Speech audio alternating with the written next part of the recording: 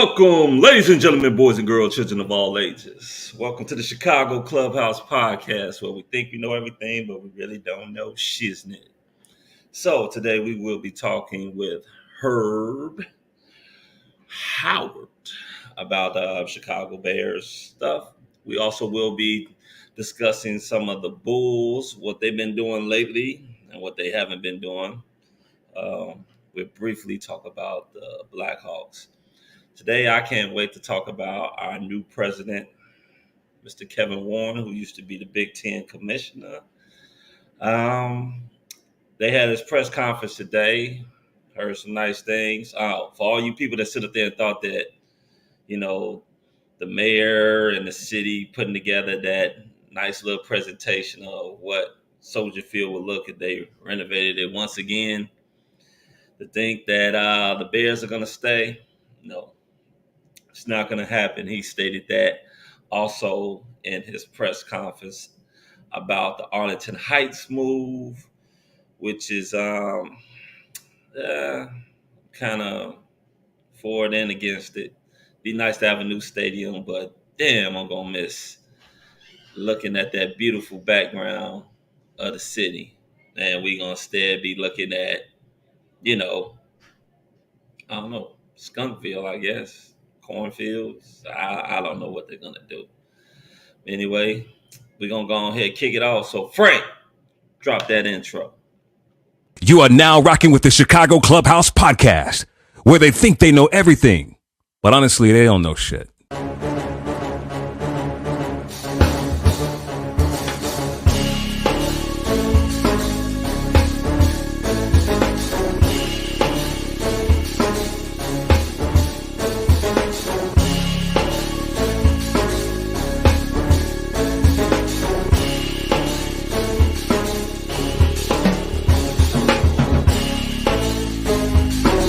These summer league games and they tell you about these new up and coming coaches. I think we should get rid of every motherfucking owner in Chicago. Enzo and Caruso, both when they are on the court, are like your defensive generals. But they need to get that strong safety who's not scared to hit somebody.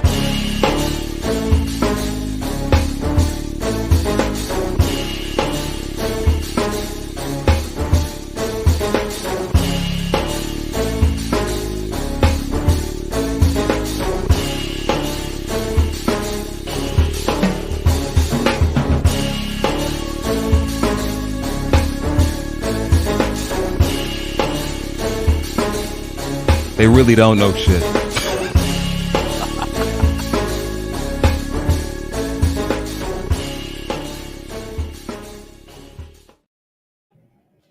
So, without further ado, let's go ahead and get this podcast cracking.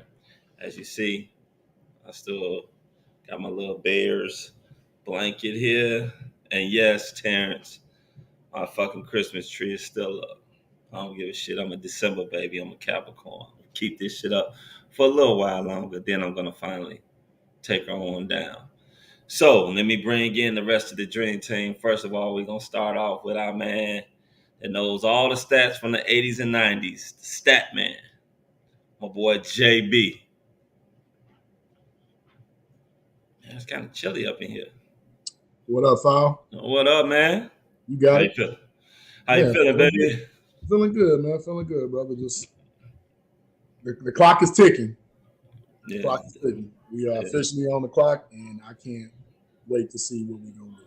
Yeah, we're going to definitely talk about different scenarios as far as if we keep the number one, what will we do? We want to trade the number one, who we're going to trade it with. Also, we're going to talk about our new president as well. Absolutely. Kevin Warren. And got some interesting thoughts from some fans out there, but pump your brakes. We got a little information that we need to share before we get too wide-eyed and googly-eyed over something that just may not happen. True. So, without further ado, let's go on and bring on the man that we call the Tank, Frank the Tank. What up, guys? How's everyone doing? What's going on, brother? How you feeling? I feel good. It's just it's sad to say that I was really looking forward to the Bears season ending so we can start this shit because I'm so excited. Because I knew we weren't going anywhere halfway through the season. So hey, I thought we were straight until they this put is, in full tank mode. oh yeah, Yeah, Frank the Tank mode. yeah, for real. How's Yes. everyone doing today? Yeah, I'm good, Christmas man. tree foul. I don't know what to tell you, man. All right, man. I'm a I took December I baby. took that shit down before New Year's even hit. I'm a Don't tell my Capricorn. I'm wife. a December Don't baby. tell I my love wife. this. I like it. Don't tell your wife, huh? Yeah. So as I was stating earlier, we will be talking about the Bears. We're gonna also talk about the Bulls too, as they are in Paris, over there having tea and crumpets and shit, and getting ready to face those Detroit Pistons, who, by the way, had a young player who couldn't get over there because he lost his fucking passport. No shit. I didn't hear that Yeah. one. Yeah, he lost his fucking passport. Well, not the Bulls, the Detroit Well, I Pistons. But hope, yeah. yeah, he lost his passport, so they still trying to get his ass over there to old Paris. Shit, ain't no point now. He missing all the fun. Yeah, I mean, one So let's get on some of this Bears talk, gentlemen. hit it. Tell me your thoughts on our new president, Mr. Kevin Warren, who used to be the Big Ten commissioner. I Did you mean, guys see his press conference? What did I you did see think? his press conference. I saw bits and It was pieces good. of it. I mean, I felt like he spoke the truth very well. I didn't see no bullshitting coming out of his mouth at all. The only thing I wouldn't say I'm worried about it, but I did hear there was a little bit of bad blood in the past in college between Justin Fields. They get over COVID, if I'm not mistaken, right? Yeah, Justin Fields did him, and I believe somebody else in the Big Ten. They were real advocates because Kevin Warren did not want He didn't the want to play. season. He did Yeah. not want to play during what was that 2020? 2020, I Yeah, the believe. 2020 season. He didn't want them. He didn't want the Big Ten to play, and those guys got together, put a petition up, and decided to have the Big Ten actually have a season that year. It's understandable why Justin would do that, though, because that's their future right there, man. If those guys don't play, they don't have their future. Not everyone's going to be coming out of college at 26 like Velvet Jones. It is already. So, what did you think, JB? What did you think about the press conference? Well, here's the thing. Like Frank said, the no nonsense, no BS approach, which I felt like he wasn't a spin doctor. I felt like he was really just intentional about, look, I'm here to do one job and one job only. That's make the Bears relevant. And I didn't hear any of that backlash, like none of that Ted Phillips old rhetoric. I feel like we got a real football guy. And in this football guy, we also have somebody that's taking the Big Ten leaps and bounds to where it's never been before, including grabbing two major Pac-12 teams, with his last go around, bringing them here. And, just having that sense. And like you said, Pal, just knowing that, hey, love the city, but we ain't going to be here because we're going to actually build our stuff.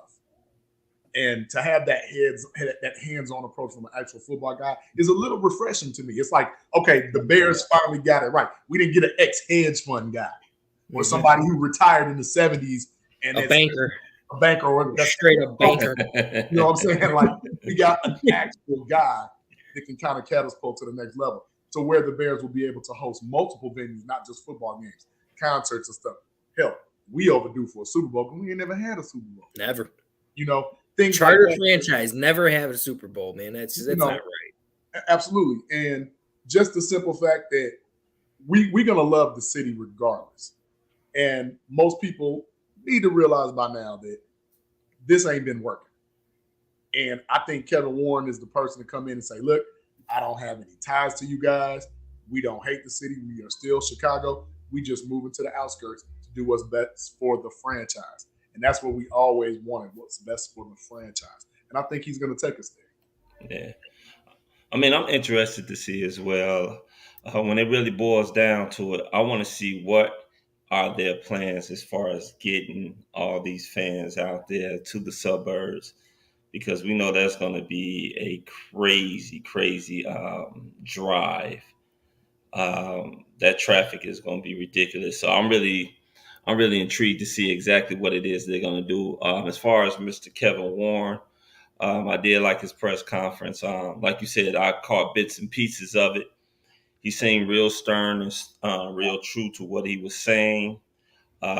Unfortunately, the city of Chicago couldn't get their shit together, the mayor included. Yeah.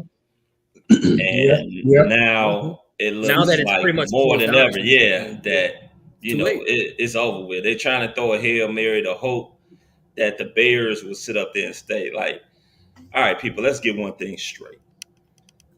If you're a business owner, why in the hell would you sit up there and allow a city to renovate a stadium and want to play in that stadium that you don't own? Yeah. Now, if the Bears were talking, well, I shouldn't say the Bears. If the city was talking about, the Park District was talking about selling Soldier Field to the Bears, then I can sit up there and understand them thinking about it. Mm-hmm. But you want this team to sit up there from a business aspect to rent out Soldier Field, where when they're doing anything that's non-Bears related, they get nothing off of it, nothing at all. From a business standpoint, I 100% agree with the Bears. Their move to Arlington. It's just unfortunate that, it's going to be out there in Arlington Heights and not in the great city of Chicago. So, that being said, And I mean, JB said it perfectly. It is just a breath of fresh air to have somebody who knows the fucking game of football up in that president's office finally, because, man, we've never had it since George Hallis, because he was owner, president, operator, did everything. Right. Since him, we haven't had anybody who knew the damn game. Right, exactly. So, and then unfortunately too, remember this too, guys. This is not a Mayor Lori Lightfoot thing. This goes back mayor after mayor after mayor after mayor. Why would you renovate something that's not specified to what the actual team that plays there wants? Why would you renovate something to where you can't hold a Super Bowl? So that's decades of them dropping the ball, and it's just time. And it's good to have somebody to have the balls to sit up there and say, no, we're actually going to do it. Like, we're not talking about it anymore. We're actually going to do it.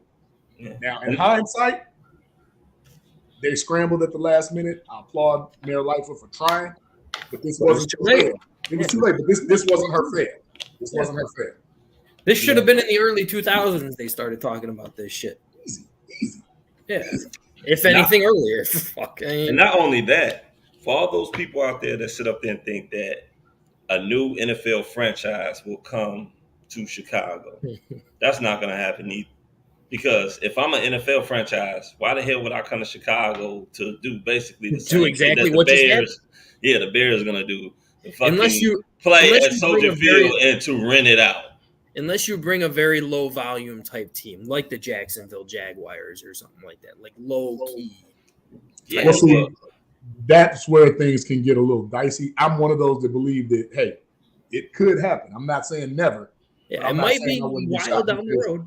Now that they've learned from their mistakes, and I'm not even saying it's got to be a straight cut, but maybe if it's, hey, we're going to give you 50% of this, and this, whatever, it could be something in the works, because that stadium, for what it's been historically, it's not going to be the same unless a football team is playing there consistently.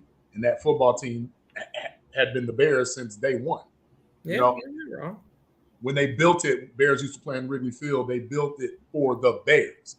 You know what I mean? So Northwestern might have a game every now and then. What was that one time, Chris? We was there. We were supposed to go that one year. The Circle City Classic. You're talking about the Chicago Football Classic. Yeah. So football. So they'll have little venues like that. Maybe Chicago Fire, maybe the Pee Wee League Championship or Public League Championship, but it won't be anything 8 to 9 games a year with the Bears hosting. It won't be anything to that degree, like ever again, even if a new team comes in. Yeah, you're right. Well, that makes me also that even furthers my point. If I'm a business owner and I own the Jacksonville, let's just say the Jacksonville Jaguars, not even I'm not coming to Chicago, not even for 50%. Why? Why would I come for 50%? Pretty sure Jacksonville has. Why would I move from 50%? I mean, Jacksonville, I'm pretty sure they can find something better than that. I mean, I was just throwing that number. Yeah. But like I said, I mean, And then it speaks bad on the city of Chicago. Like, you wouldn't do anything for the Bears, but you would do something for a whole nother franchise that comes in from a whole nother state. Yeah. Yeah. So anyway, fellas, so we have the number one pick in the NFL draft for the first Beautiful thing. time in seems like 75 years, I Yeah, think. about to say 70-something yeah, years. and fucking forever. So my question to you two are: we've been Yes. hearing the rumors, we've been hearing about the Colts possibly moving up with that number one pick. Will you keep it or will you trade it? And if you do trade it, who are you trading it to, and how far are you willing to trade back? Let me go first on this one because Go for it, Jamie. Frank, do me a favor because this is one of them topics I would like to get some of the other people's opinions on. Can you drop a link in the chat so that we can have those people that want to chime in go ahead and try to call in? Here's the thing. Beyond the shadow of the doubt, every single person wants to trade back. And if you don't want to trade back, you just have no idea how this football game works, right? But it's about where and how much you want in return to trade back. A lot of people, I've seen everybody got a mock-up. I believe, Frank, you and I did one. Chris, I don't know if you did yours yet. We did a mock-up, and there's some, fictitious stuff going on. But the elephant in the room seems to be this, like, no-holds-barred trade with the Indianapolis Colts, right? Where we get their fourth pick, a ton of capital afterwards, Michael Pittman Jr., or whatever his name is, and they're going to jump from 4 to 1. Well, there's a caveat that nobody's really talking about, but only one person in football is really making this an issue. When Mel Kiper Jr. promoted Will Levis over C.J. Stroud and Bryce Young, that kind of like created this scramble, right? Where the Colts are on record saying they want Will Levis. If you look at any draft board, whether it stays the same or there's a trade here or there, Will Levis will still be there at 4. Yeah, you will. So there's really no need for the Colts to trade up because we're not taking a quarterback, right? Whoever unless we trade they just fall for some shit and they well, think Levis is let's just say for this argument, Ryan Poles is smarter than that. We know the Texans, they should take a quarterback, but hell, we've seen the Texans do crazy things before, right? So even if that team trades up and they take Bryce Young or C.J. Stroud, Will Levis, if that's who they really want, he's going to fall into the Colts' lap. Yeah. So I think we should find another dance partner. Maybe the Cardinals, maybe the Raiders, maybe the Seahawks, because they are looking for players. Keep in mind, the Seahawks also do have 2 first-round picks. They got one they can spare. They are not looking at quarterback right now. They are looking at edge rusher and defensive tackle. What are we looking for? Edge rusher and defensive tackle. Right off jump, right? Yeah, it's not even a question. To me, because there's a laundry list of things that we need, but they need like this 1 or 2 pieces. Hey, let's play ball with you because you have 2 first-round picks. You got something next year. You got a pick coming from another team next year, Denver. I would play hardball with somebody like that before I let the Colts try to fleece me to somebody that's like, oh, well, the 11th hour, we're not making the deal because guess what? Draft board says he's going to fall to us anyway. Yeah. No, you're right. And I mean, when it comes down to that too, like if I'm not mistaken with this Colts thing, because from what I hear, the Colts already called. I'm sure a lot of people have called, but the only one on record is the Colts. But the Bears want Buckner. That's basically what they're saying. They'd rather have Buckner in this trade deal, which would be great for the Bears. Mm-hmm. But I don't think the Colts are willing to give him up, at least as of not right now. And I mean, when you were bringing up Will Levis, right? That's the Will Levis. Yep. A lot. If all this shit being talked about, and I'm sure we're going to go into it with trade Justin Fields. Like I hear pre-draft, everyone lies off of their ass, try to throw everybody off their game. I don't think the Colts really want Levis. Because I don't think you can pass up on somebody like Bryce Young for Will Levis. Like I think they're trying to get more suitors to possibly trade up with them, and then they could still. I don't know. I hear a lot of bullshit going on when it comes down to drafts. Statistically, that doesn't make any sense because both Stroud and Young have way better numbers than Levis. They just say Levis has a cannon. Okay, Jared Lorenzen had a cannon, and how'd that work out? It doesn't matter. Trubisky had a cannon until he got on the NFL field. That was my name. Is this the Mitch Trubisky thing in reverse, which we better take advantage of, right? What you think, Kyle? Well, actually, I think that it's the great unknown, to be honest with you, because as you say, JB, we really not going to know until these guys start doing their pro days and going to the combine. Right. And we're going to see GMs end up falling for whoever it is that their guy is. And I know what you're saying about as far as the Colts and Will Levis, talking about Will Levis will still be there. Well, there's some truth to that, and then it's not, because you never know who may want to sit up there and come up to get him. See, that's the great thing about it. Correct me if I'm wrong. Didn't they throw everybody off when they picked Baker Mayfield? Carolina picked Boston or Cleveland picked Mayfield #1 overall. Yeah, a lot of people possibly saw that in the long run coming, but in general, there were other quarterbacks that they thought was better than Baker Mayfield. Man, and Mayfield just swooped up in there. And that's why I say to answer Taryn's question here, they didn't say for the #1 spot. They said for the quarterback that they want. I believe that's what the Colts said.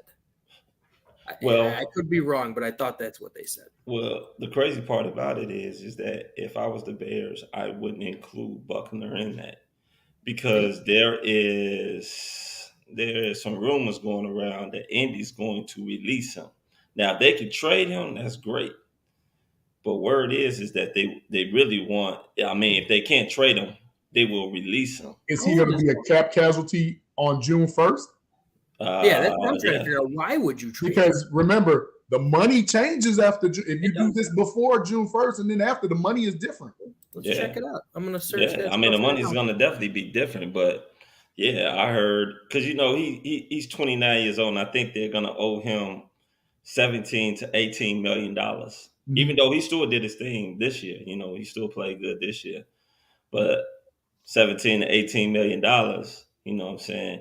And then no one really knows what direction they're really going. I mean, are they going to blow this up? Are they going to continue to try to be? Yeah. He's close to $19 million in 2023. Yeah, I mean, we got the money. So I mean, yeah, we got the money, but I wouldn't want to include him in a trade. So would you rather have their running back or their wide receiver? But here we go again. That's the thing. If you want this haul of picks, right? What is it that they really create? Because they're not going to gut their team to get one person, and then, that's hustling backwards. And they're already in a rebuild mode. Everybody agree to that? Like, the only thing that they have in place is, like, I've heard stories that rumors they were willing to trade Quentin Nelson. They just re-signed Quentin Nelson. Like, that makes no sense. Why would you trade somebody you literally just re-signed and he's an anchor on your line? So you're going to get this rookie quarterback who don't know shit, and you're not going to have Quentin Nelson in front of him. Yeah, how's that going to work out? Come on. Yeah, I mean, quarterback. I wouldn't trade Quentin Nelson if I was them. I mean, because shit, at the end of the day, even if you do draft a rookie quarterback, you still need a fucking line to protect him. Otherwise, he's going to be getting his ass tore off. Sure, right? Yeah. And not one of these quarterbacks are going to be as tough as our quarterback if you don't give them an offensive line, because they're all pretty small. And that's the great part about it, because you also look at, like me, I mean, I'm just going to put this out. This is a dream scenario for me. Mm-hmm. I would trade with the Texans. Have them come up. That's if the Texans would trade. Yeah. Have them come up, come 1 or 2, because you never know. They may fall in love with a quarterback. But if they hear about teams that's trying to move up, they had 2 first-round picks. They do. Trade with the Texans. Mm-hmm. So you're trying to trade with the Texans to get their other first-round pick? I mean, like I said, this is a dream scenario. Probably won't fucking happen, but it would be fucking great if it did. Houston will go with whatever quarterback. Go back real quick. Go back. It's 3 teams that have 2 first-round picks. It's the Seattle Seahawks. It's the Detroit Lions and the Texans. Yeah, Texans got 2 too. So, who are you thinking? Like Brandon Cooks or somebody? Because what else do they really have? I'm thinking I trade both of my, like I said, dream scenario that they trade both of those first round picks, which is the second, and I want to say I think it's like 10th, 16 the or 10th or 17 the or something. 12th or some shit Oh, like that. is it 12? Yeah, it's something like that. It's I Cleveland, trade them right? two, and then possibly another pick next year. 12. You know what I'm saying? To move up to number one, and then sit up there and trade with the Colts. So you want to trade that twice? That's my Yeah. dream scenario as well. Yeah, If it's you a can dream trade scenario. You Yeah. still end up number 4. You get a shitload of fucking picks, you know, and you still could probably get the player that you covet, which is I want Will Will Anderson Anderson. or Yeah, Jalen Carter, right? I know Jalen. And I know Bullets had a good question leading in when we're talking about those 2 first-round picks, and I know we had discussions with Sherry on this on our little chat. And it was like, I do would like you? that proposal if they were to give both, but now we're talking. They're probably going to take Will Anderson. That's exactly where I'm going. You're going to be going. Who's going to take Will Anderson? If we were trade to trade with Detroit. Oh, Detroit wants Will Anderson, and you're telling me With we're going to Aiden have Hutchinson. Hutchinson and Will Anderson. That is a nightmare scenario for any Well, team. you know what? And like I said, I said this last week. I don't think necessarily Detroit wants Will Anderson. I mean, if you look at they they want make a that dominant trade, edge rusher. They get Miles Murphy possibly at 6. Nah, but this is my thing. Why do that when you had your 2 rookies were the 2 lead rookie sack leaders in the NFL this year? Why not just go in the middle and plug in and get a Jalen Carter? They could do that too. Why What I'm saying is why just go and get another that could be end? another one, yeah. But I'm saying that's a run stuffer and pass rushers right there. But trading with them, we just gave them one of the top 5 defensive lines in the league. Well, and one thing that I like to also consider is that the simple fact, the reason why I said that Texans and the Colts, that would be a dream scenario because both of those are division rivals. So both of them are sitting up there trying to go out of the sea. Go against each other. Yeah. I mean, both of them need a quarterback. It depends on who's in love with who. So that's where I agree with you too, because with all these conversations between us and the Colts, that should make the Texans go like, "Oh shit, maybe we got that's the thing." Like quarterback we want. I'm kind of like I said, I'm kind of leery about that. The only saving grace would be, like, first of all, if whatever pick we get from the Colts next year should be around the same because they're not going to be good. We're hoping, yeah. They don't have anybody. No, they don't. I always said that too. Yeah. What you mean they don't have nobody? So, like, they don't have a lot of talent. They would have to give up a lot of the talent that they have just to, and they don't have them tread water just to make. I mean, they got one of the better backs in the NFL. Oh no! I'm not talking about him. I'm talking about as far as you trading assets. So you trade us to DeForest Buckner. Let's just use him for your defense last year already was terrible. Now you just made it worse. So now that benefits us because the worse they are, the better the pick we get next year. Anyway, so that definitely is food for thought.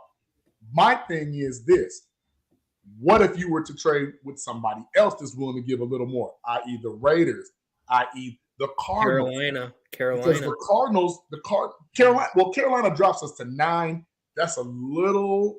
I would like to say at least top 6. Top 6, I'll go. I'm going to say top 5. Okay, even if you're going top 6. Think about the Cardinals, fellas. The Cardinals is intriguing to me.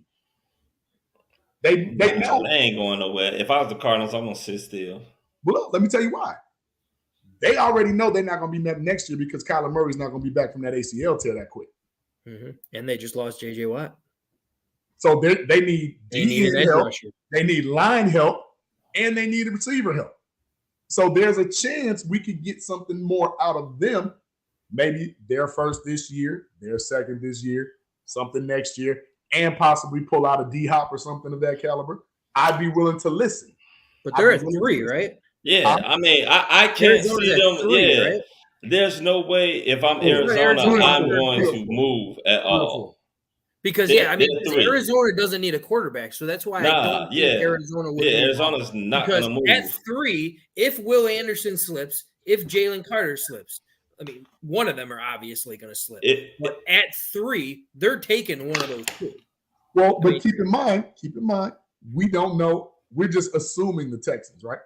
Who's to say the Texans aren't thinking the same thing we are? Like, man, we only number 2. Let's trade down and get 2 more picks. Yeah, they might be thinking they the could drop same back. thing. Absolutely. That's what I'm saying. We just can't be so, black and white about it that everybody's going to trade with us and nobody's going to trade anybody else. That's not the scenario. Arizona could possibly even drop back. They could still get Miles Murphy, who's coming out of the draft. They're saying similar to like how J.J. Watt came out of the draft. Absolutely. And they possibly got a few extra picks in there, and somebody else traded up at 3 possibly to get a quarterback because they know we don't need a quarterback. I.e. And you're going to be giving up a lot less. Yeah, but like I said, once again, the question is, how far are you willing to trade down? Because see, that's where the real question is. How far are you willing to trade down to sit up there? And then when you trade down, what is it that you're targeting? Well, that's the thing, Chris. We need to know their short list. We don't really know their short list. We speculate that it should be D-line / O-line, right? First and foremost. Then possibly receiver, right? Then plug and linebackers. Play. Plug and play the rest of the way. You know what? I'm put it to you like this. Receivers is probably further down. I think you still need to address some things as far as, like you said, defensive line, offensive line, I would go linebacker. O-line for sure. Mm-hmm. I would go D-line, O-line for sure. I might even go linebacker. Sure. Linebacker or an extra corner. But if you're getting somebody else's pick next year, are you not telling me that you pray to God that pick is one of the best, so you can go after Marvin Harrison Jr. or what's Jerry Rice's son name? God. Somebody like that. You telling me you wouldn't wish that? I would love, and that's where you came into the play of possibly trading back with somebody who's gonna be bad next year too. Right. Because if you get bad next year and you pull Marvin Harrison Jr. out of that draft, oh my God. But he is the next future star receiver. You can't, and that's what I'm trying to get people to think. If you're Ryan Poles, you cannot just think about today. Yeah, you got to think about next year too. It's the future. Yeah, but the thing is, I mean, you can think about it, but you can't sit up there and be like, "Oh, okay, well, this team is going to be bad next year," because you don't know. That's the thing about it. But that's why I say strategically. I mean, you can get a draft pick, yes, but you never know where that draft pick gonna end. I mean, and then when you kind of think about it, let's just say hypothetically they do trade with someone and that pick becomes, let's just say, the number 7 pick next year. Do you honestly think that if Marvin Harrison has another year like he did this year, we're the ones that's going to be forced to give up extra draft capital? Exactly. 2 first-round draft picks to move up to get but I don't. But tell you the truth, I don't think you do that for a receiver. For a generation, would you do that for Justin Jefferson? I'm not comparing them, but would you do that? I mean, I put it. Tell you the truth, coming out of college, no, I wouldn't have did that for. No, I'm saying like if you knew he was going to be what he is now, like yeah, I mean, but that's the thing though. You don't know if Marvin's going to be that. No, you don't. I mean, I guess, and I wouldn't say that Marvin is good. Now, would I call him like generational? Nah. I think he's going to be the best receiver. We'll say he may be the best receiver, but I don't think that he's I wouldn't sit up there and say right now that I'll consider him. You got to see what he does. What would you consider generational coming out the draft? Because I got one name that you and I spoke of years ago that we both said generational off top. Before he even played an NFL game, me and you talked at length about this a long, long time ago. I mean, I think Kevin White, right? No. Right. Kevin White. I thought Randy Moss was a generational type wide receiver coming out. Come a little more modern. Who did we talk about? Me and you think about it. Thought Calvin Johnson was generational. And what did we say? When you see a freak, what's up, cuz? When you see a freak like that did what he did, you have to consider that generational talent. Yeah. You have to take that into consideration. Like, what could that guy do for us? You have to take that into consideration. You can't just say, well, I'll plug anybody in there. You can't say that. I mean, you can't, but like I said, I like Marvin. I had to see Marvin again. You want to see a little more. You want to see another year. More. I'm not going to sit up there and be like, okay, man, I'm going to take 2 first-round picks to trade up to get Marvin. He's a sophomore, right? He was a sophomore. He's a sophomore. So, I mean, that's what we're talking about next year, right? Yeah, next year. Yeah, that's what it comes down to. Because I mean, after his freshman year, I was like, this kid's going to be something. And then he came out with a very good sophomore year, great sophomore year too. And we'd be talking about them in the national championship game if he didn't get hurt in the second half. Because that was huge. Plus, well, I mean, the kicker missed the kick too, but so did the Cowboys kicker. There's a couple of other guys, and I'm not saying generational, but just you look at what we missed on. I know, Chris, you don't really care for the George Pickens one, so I won't use him. But look at what Christian Watson could have done for us if we could have grabbed a hold of him. Well, see, look at Elijah Moore if we had made that trade. Remember they were talking about trading for Elijah Moore before? But this is my thing. This is my thing about Christian Watson. And yes, I was on record saying that I did want. I wanted Christian Watson. I heard we did too. Yeah, we did, and I wanted him as well. Christian Watson to me is more so what they did, how they established him, the plays that they called for him. Oh yeah, they changed their playbook. Yeah, because I mean they were running reverses and things like that for him. Uncharacteristic things. Uncharacteristic things. I wouldn't sit up there and say like, "Oh man, Christian Watson was running these routes and he was catching the ball and he was gone." Nah, he wasn't doing none of that. I give the young man his props for what he was doing, but it wasn't like he was just sitting out there killing them on comebacks and killing them on post and post corners. Now he killed people on the 9 route. Yeah, he was getting the touchdowns. Yeah, that's the key. Yeah, exactly. He was getting the touchdowns. Yeah, but what they did was they found a way to get him the ball in enough space or certain ways where he could actually sit up there and score. And that's a great way to utilize creating mismatches based on his skill set, which is why I say that type of player, we desperately need that. Now, again, I'm not going to sit up here and say that what we have is not enough. All we can do is go off of what we've seen, the play calling that was had, and we've questioned it. We've questioned it.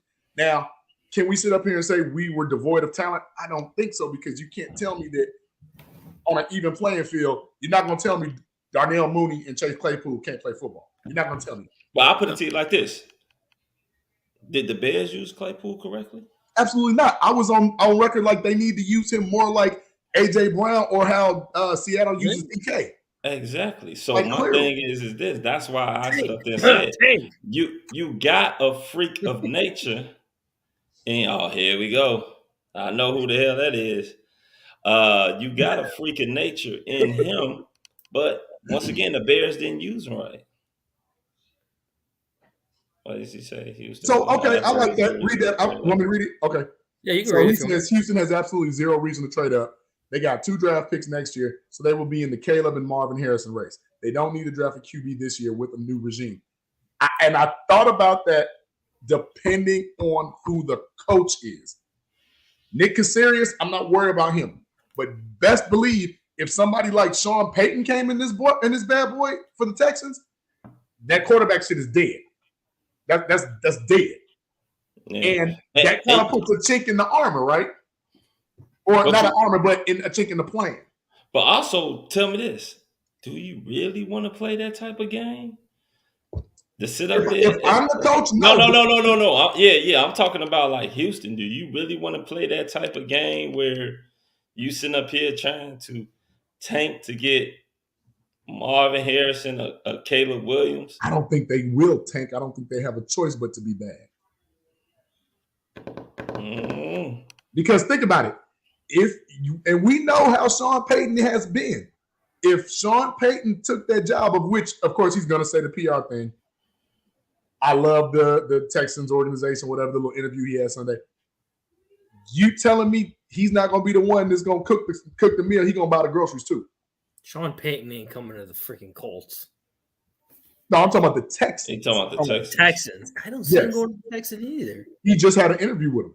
Yeah, Matt Nagy's getting an interview with the Titans too. That doesn't mean anything. Offensive coordinator, totally different. And he'll get that, by the way, but that's another story. Wait, you do him? He'll get that because they got to do something with Malik Willis. He'll get that. Yes, but I hope the Packers don't draft Quentin Johnson 6'5". Yeah. We thought of good one, DeMond. We thought about Quentin. We thought about. Remember, we watched him. I think Quentin Johnson will be gone before then. I think he'd be gone. Hmm. By the time the Packers pick, he's probably going to be the first wide Unless they receiver trade, gone. because what are they like? I don't see the Like 12 Packers or going something? after another receiver. I Nah, don't I see don't them either. going after another receiver. Oh, I didn't know they had the Browns pick. Yeah, they do have the Browns pick too. Ooh. Who are you talking about? Texans, right? No, you're talking about the Packers. Wait, the Packers? No, I don't think the Packers got the Browns pick. Why the Packers? Why would Oh they no, have the Texans. I'm sorry, right? The Texans? Yeah, the Texans. the Deshaun Watson deal. Yeah. I mean, they could get good kind of quick too. But here's the thing. That's what I'm saying. Scott says it right there when we were talking about Matt Nagy to the Titans. Why would you bring Matt Nagy to the Titans when you still have Henry? Because he will never see the ball. Hey, have we not seen Stranger Things? Good Aaron Rodgers to the Raiders. Quarterback whisperer. Remember? Yeah. But we have. I think Brady has a better shot. Can you put that link in the chat again, Frank? I had a guest that wanted to come in and say something from one of our Bears groups that promotes us. I don't know where that is, but okay, yeah. How do you? Okay, yeah. Yeah. So I mean, there's different scenarios that we can sit there and choose, but let's just say, all right. So on your big board, who's the one player that you think that you feel that the Bears should get on your big board? Can I give you top 3? All right, you can give me 3. Okay. This is 1 or barring 2 trades, right? My first, obviously, I got to go Jalen Carter, even though I know his motor is questionable. Him and Will Anderson's stats against top teams are kind of, skewed a little bit lower. In no particular order. I'm looking at Jalen Carter. I'm looking at Miles Murphy, right? And I'm looking at Will Anderson. I'm looking at one of those 3. Just one of those 3. Because right now, if the Bears are to take this offensive, step forward next year, we can't stop a nosebleed, fellas. We don't get no pressure. Our secondary is going to be. We went through a stretch of 30-plus points in a game, and we still lost every single one of them. So we scored 30, gave up 32. We have no like the Bears. Like you see the Bears on your schedule, and the quarterback's like, "Oh, I'm gonna have a clean game. I'm not gonna be scuffed at all." I like this comparison. Damon just put up. Check that. I like that one. Use Claypool, how the Giants use flexible bird. That's a nice comparison. And I'm not mad at that. Well, he's way faster, right? Well, way faster, yes. But I think he's just saying use him like it. I like that. You're big, be big. Go up and get it. Use that big body. Slants. Use your body to shield off like you walling off a defender down in the post. Yeah, but they don't call those plays. They don't. Hey, are you? But at least they did this year. Wait till Herb get on, because I got a lot to say about this grades, because we got to get the grades from the horse's mouth.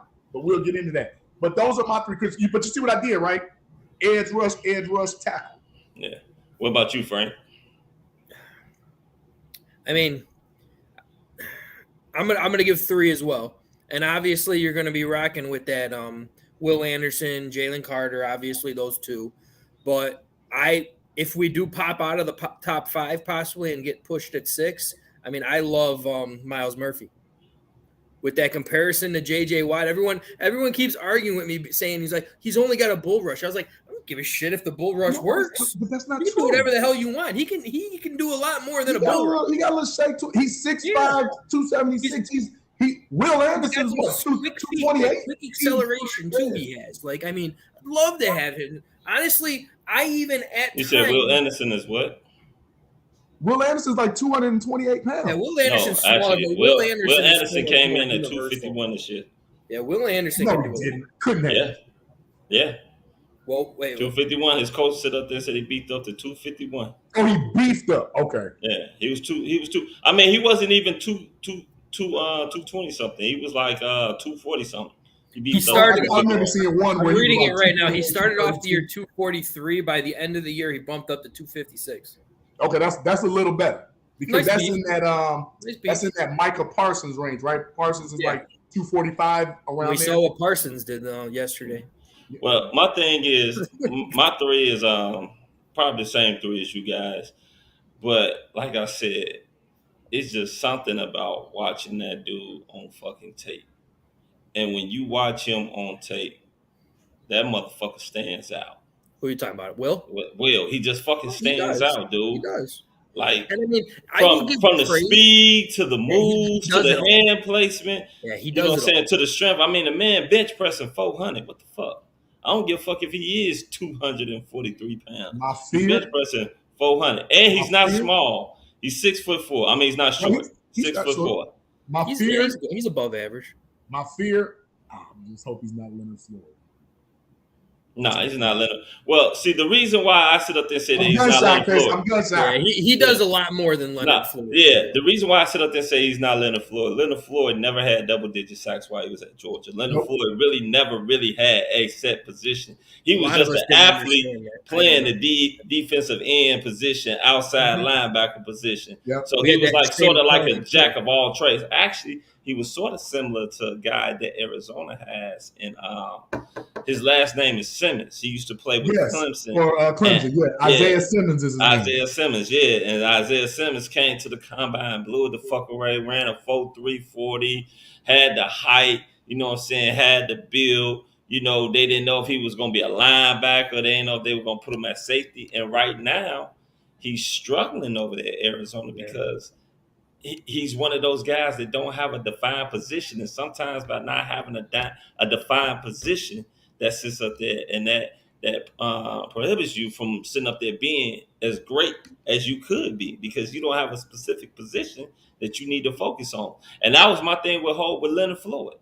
He does, yeah. Very good point, Devin.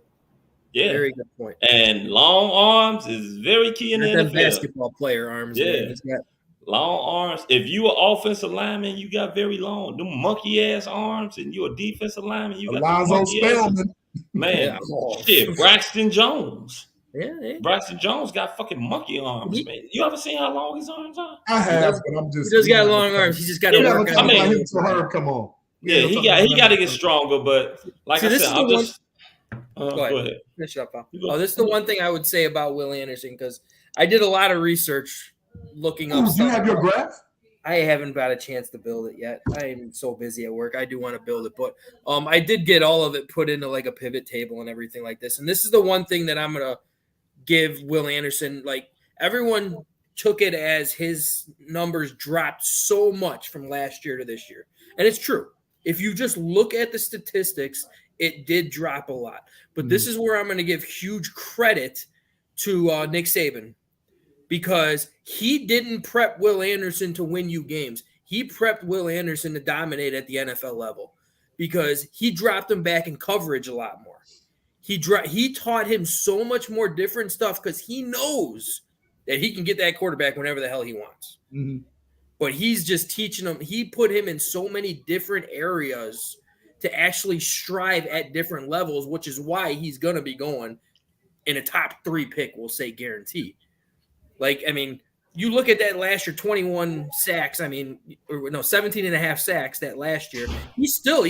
He rushed, or what was it? I think it was, when I checked it, 13% less from last year to this year as far as pass or going for the quarterbacks. Mm-hmm. So, I mean, that is a big number that he did not rush the quarterback anymore. But he still put up phenomenal numbers. Give me a NFL comparison because I have one in mind, which I think is pretty damn good. You're saying Will Anderson's NFL comparison? Yes. Say yours first. Let me piggyback off of yours. Derek Thomas. Oh, yeah. I could see that. And I'm even going to throw another one out in Khalil Mack. Oh, yeah. Okay. That's what I see. Their body was a lot more.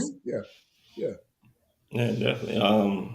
Like I said, the guy checks all the boxes for me. I mean, when you look at the film, you know, it's just like, you know how sometimes you be watching the game and all of a sudden Z with another like Von Miller. That's another good comparison. You sit up there and you look, you say, God damn, who the fuck is that? Who the fuck is that dude? Right. That's that. Who the fuck is that? That's what he has. That who the fuck is that? Because you can't sit up there and not take your eyes off him. Every time, next play, you looking for him, see what he's gonna do. That's what Anderson. I didn't see that with Jalen Carter. That's where I'm going to go. The next one, when we're talking about Jalen Carter, and I mean, I read this one, and Damon is spot on, right? Yeah, he is. I agree 100% with him. And when I'm trying to build that little graph too, and a lot of people just be like, oh, he's a tackle. He doesn't have the stats. I was like, I understand that, but I'm not just looking at the tackles. I'm looking at what he's doing against. I rank them as top 25 teams because that is the closest to NFL caliber type teams that you're going to find, top 25 teams. Jalen Carter was bad. He was bad versus top 25 teams and everyone's just like, they double coverage. I was like, I understand that. But if you're double covered, he just looks like he falls down and gives up and he's done instead of actually trying to bull and try to get out of it and doing what he can. And I don't see the work ethic with him. That's the key thing that I've always worried about. Conditioning? You talking about conditioning? Conditioning is an issue. Yeah. Snap count, which, okay, I don't like this comparison where they said he's more like they've start comparing him to like Aaron Donald. And I'm like, see, when you start, there's no comparison to that. Like that guy, you can't. Like you don't compare him to that guy because what that guy does at defensive tackle, like nobody really does that. I agree. You know what I'm saying? So I don't like the comparisons to where they say he's, like another Aaron Donald. But like I can't really give you an accurate comparison to who he could be because, like I said, a lot of that. First of all, that's a lot of man to move. So he's a big boy, hands down. Yeah. And I mean, unless his conditioning gets better, right? But you're hoping NFL coaching and everybody is going to get his conditioning better. I mean, let me say this: he has no choice for his conditioning to get better. Like that's going to happen. But when you have a guy that's like, is he going to lose something? You know what I mean? Do they want to get him down to? Because what is he like 3 and some change, Chris? I think something like that, like 6'3", 6'4", and some change. I think. Yeah, I mean, I think right now his height and his weight is ideal. He'd be the prototype 3 technique. What we're looking for in the cover 2, for sure. Yeah. But is he Tommy Harris? Yeah. You want to know who I compare him to? Is the dude from the Jets, Keenan Williams. That's where I kind of see him possibly being. I mean, he's good, Keenan Williams, but he ain't no Aaron Donald. Well, I'll do you one better. Mm-hmm. If this was last year's draft and he plays the way he played, does he go before any of his teammates last year? Absolutely not. No. That's another thing. Like his team was so stacked. He got more one-on-ones last year because remember, like 4, 5 of his other defensive players went first round, right? Or 7, I think. Like Georgia just flew off the board. Yeah, right? but that's my point right there. That's why I said I wouldn't want him. And the reason why is because if this was last year's draft and he put on the same stats that he had this year, would he go before his teammates that went? Would he go before what's his name? Jordan Davis. That's on the Giants? Huh? Talking about Bates on the Giants or Bates on the Eagles? Nah, the Giants guy came from Oregon, but I'm talking about Thibodeau. Thibodeau. Yeah, they got a guy. I think they had a dude that went Did he go number 1 last year? I think he went to Jacksonville or some shit like that. They had a guy that went to Jacksonville. Then they had Jordan Davis. He went somewhere. I forgot where the hell he went. But they had about 3 guys on their defensive line that went first round. So if this was last year's draft and he was coming out, I wouldn't take him before probably 2. I wouldn't take him before 2 or 3. Yeah, I wouldn't take him before Jordan Davis. Yeah, Trayvon Walker. That's what I'm thinking of. Eagles, right? Nah, I ain't go to the Eagles. Who was that went to the Eagles? I don't know. That might have been Jordan Davis for all I know. I think maybe it was Jordan Davis. Yeah, but that's why I wouldn't sit up there and I wouldn't take him. But tell you the truth, and the crazy part about this shit is this. If Will Anderson came out last year, he would have been the first defensive player taken. And I love Aiden Hutchinson. Well, based off of what he did, I can see between him and Hutchinson. I can see that, absolutely. 17, 18 sacks. But I can't argue that. But moving into this, because team needs are different. And sometimes, like, you got to get what you need. Like, on the high side, now I see Fletcher Cox and everybody looking at that. I'm going to go back to an old school cat who he kind of reminds me of. And if he becomes this guy, I'm more than happy. 6'3", 300-some pounds, same type of guy. Y'all remember Cortez Kennedy? Yeah, Seahawks. Yeah, I remember Cortez. To me, remember Cortez Kennedy used to take little breaks, as great as he was. If Jalen Carter, because he gives me Cortez Kennedy vibes. If he's Cortez Kennedy, I'll take him. That's a Hall of Famer, perennial Pro Bowler, All-Pro, good against the run, can sack the quarterback. Very essential to what we need in this cover two. Yeah, but see, it goes back to what you said earlier. One of you guys said earlier. It's about need. And when you're talking about need, right now, when you look at free agency, there's more DTs available in free agency than there are DNs, impactful DNs. Well, because and that's why I'm going position. Huh? The DN is a more glamorous position we need somebody to sack. Everybody, you just plug and play sometimes. No. But when you look at when you look at the defensive tackles that's available, you got the Deron Payne. You got the guy from the Eagles. I forgot his name. I'd be sitting out in Deron right now. No, not well. They got a couple guys that's coming out, but because I thought Fletcher was a. But it's the other guy. It's called Hargrove and Hegrave, or where the hell his name is. Vernon Hargrove. Yeah, where the hell his name is. Yeah, one of those guys are coming out. So I'm sitting up there looking at the D tackle position, and I look at the Bears and their salary cap. We have a better, and then you look at the defensive ends that's coming out. I'd much rather draft a defensive end and still be able to spend money and get a defensive tackle. Because if you draft Jalen Carter, then what you gonna do at DN on the fucking free agency side? And that's why I said it depends on where Poles values. Because if Will Anderson is gone for some, let's say we do the deal. Let's say we're at 4. If Will Anderson is gone, the only way you don't pick Jalen Carter is if you have not secured Deron Payne already. Yeah. And Ryan Poles, like, real talk, Ryan Poles needs to go to Deron Payne's crib and do what Lovey did to Julius Peppers.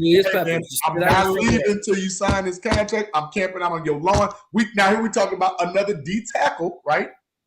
That's giving us double-digit sacks. I believe he had 11. 11 as a tackle. That's like, that's not normal. No, that's his name, Javon Hargrave. Yeah, Javon Hargrave. So that's what I was talking about. So again, unless one of those two guys, of which we already know that Philadelphia line is like awesome. Man, they just got a bunch of guys that's getting up there in age, like Brandon Graham.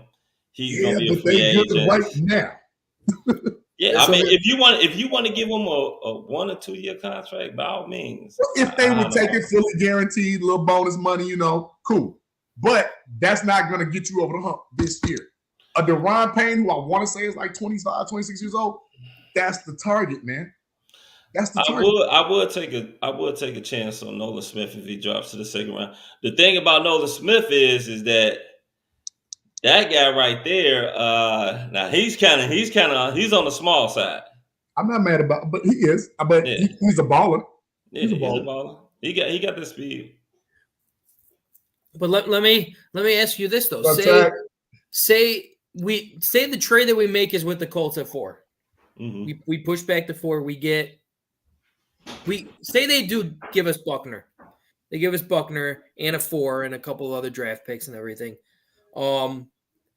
At 4, Will Anderson's more than likely will be gone at 3 to Arizona. Will he? I think unless Arizona trades out. And then somebody pushes back up to get the third. You still got to remember Arizona. Who's their DT? So you think they would take the battle on Jalen Carter over Will Anderson? I mean, tell you the truth, I'm going to be honest with you. Scenario this is just my take on Jalen Carter. Led their team in sacks though, so they would have to replace that. Yeah, but they also need a left tackle, and they also need a goddamn DT. and they could push back out and get a nice left tackle in the top. I'm going to be like this, honestly. I think Jalen Collins is more hype from the scouts and all that shit. I think that's how he got his name up there like that. Could be. I think it's all about the scouting and the scouts and those so-called experts hyped him up to be more than what he actually is. He puts us in a position though, Chris, because again, we're the one choosing to run that hybrid cover too. A lot of teams really are not running that. They're running either hybrid 3-4s, hybrid. If you really watch football, it's more nickel now than anything. Yeah. Like these teams are running a ton of nickel because everybody's coming on that West Coast set. And the nickel position, of which we really should move on to, is literally becoming more valuable than ever before. That's just another spot that we're struggling at. So rounds 3, 2, 3, 3, 4. Do we forego wide receiver and go DB? Not gonna hurt. I told you. I'm really not concerned as far as with the wide receivers. I'm not either, really. Wide receiver is not high on my list. But let me ask you this: would you trade D-Hop for a 3rd-round draft pick? Would you do that? A 3rd round? Absolutely. I would. Yeah, I would in a heartbeat. You want to take on all that money? I would. You have the money. You need a number one. You still approve a number one. Can't take it with you. Like, and I mean, tell me he's not going to just be a huge, hopefully, we'll say, a huge supporter for. You know, it only take 1 year. The motherfucker. It only take 1 year, and then you look up, and the motherfucker ain't that motherfucker that they used to be. Yeah, I mean, especially if you don't have money. You paying a lot of money. I've told you the story about Albert Haynes. Like, is Albert Haynesworth? I look at the story about him. Like, he went from all world to like bagging groceries. Like, it happens, right? But right now, the same people that say, ironically, oh, I don't want to trade for Devontae Adams because he's 30. I'm not giving up a 1st-round pick. Those same people are saying they'll give up a 3rd-round pick for D-Hop, who's also 30 years old. Like, yeah, but that's a 1st and a 3rd. Those are huge pick difference. But still, it's still a pick. One is the best receiver in football, arguably. The other one is still damn pretty good. Either one of them is going to help. Which one is the best wide receiver in football? Right now, between those two, I have to go with Adams. Yeah. Adams is damn sure the better route runner. Absolutely. Well, yeah. I don't know about route runner. Yeah. I just think he's better. I don't know if I can say the best all-around wide receiver, receiver, maybe, but I don't know if I would say. I think Adams is a guy that you can't jam that son of a bitch. You can't. That's the fucking problem. You can't jam him. Well, here's the thing, and I know we'll transition soon, but we talk about getting younger, this youth movement, right? But we've seen the youth movement fail too many times when you don't have certain veteran presence. I don't think having a top tier, still in his prime veteran receiver, that's not going to hurt this team. If anything, that's going to help. It's going to help Justin. He's going to know when to look off, when to break off routes, when to say, hey, damn what coach called, we doing this because this is this. It can only help. Yeah. When you have a bunch of rookies, and I'm not even saying like this in a negative way, right? But when you have a bunch of rookies or young talent that really haven't proven anything, I think this is what you get because you got a young receiver to think he can do this, this, this, and this. Then you got a young coach who never called no players and can do this, this, this, this, and this. It's like all like jumbled up. You get somebody like a Devontae Adams, it's like, he said run this. Look, trust me, dude is 70 yards off, turning his hips, bailing. I'm going to stop at 5, throw the ball. That has value, brothers. That has value. I mean, it does. Don't get me wrong. It do.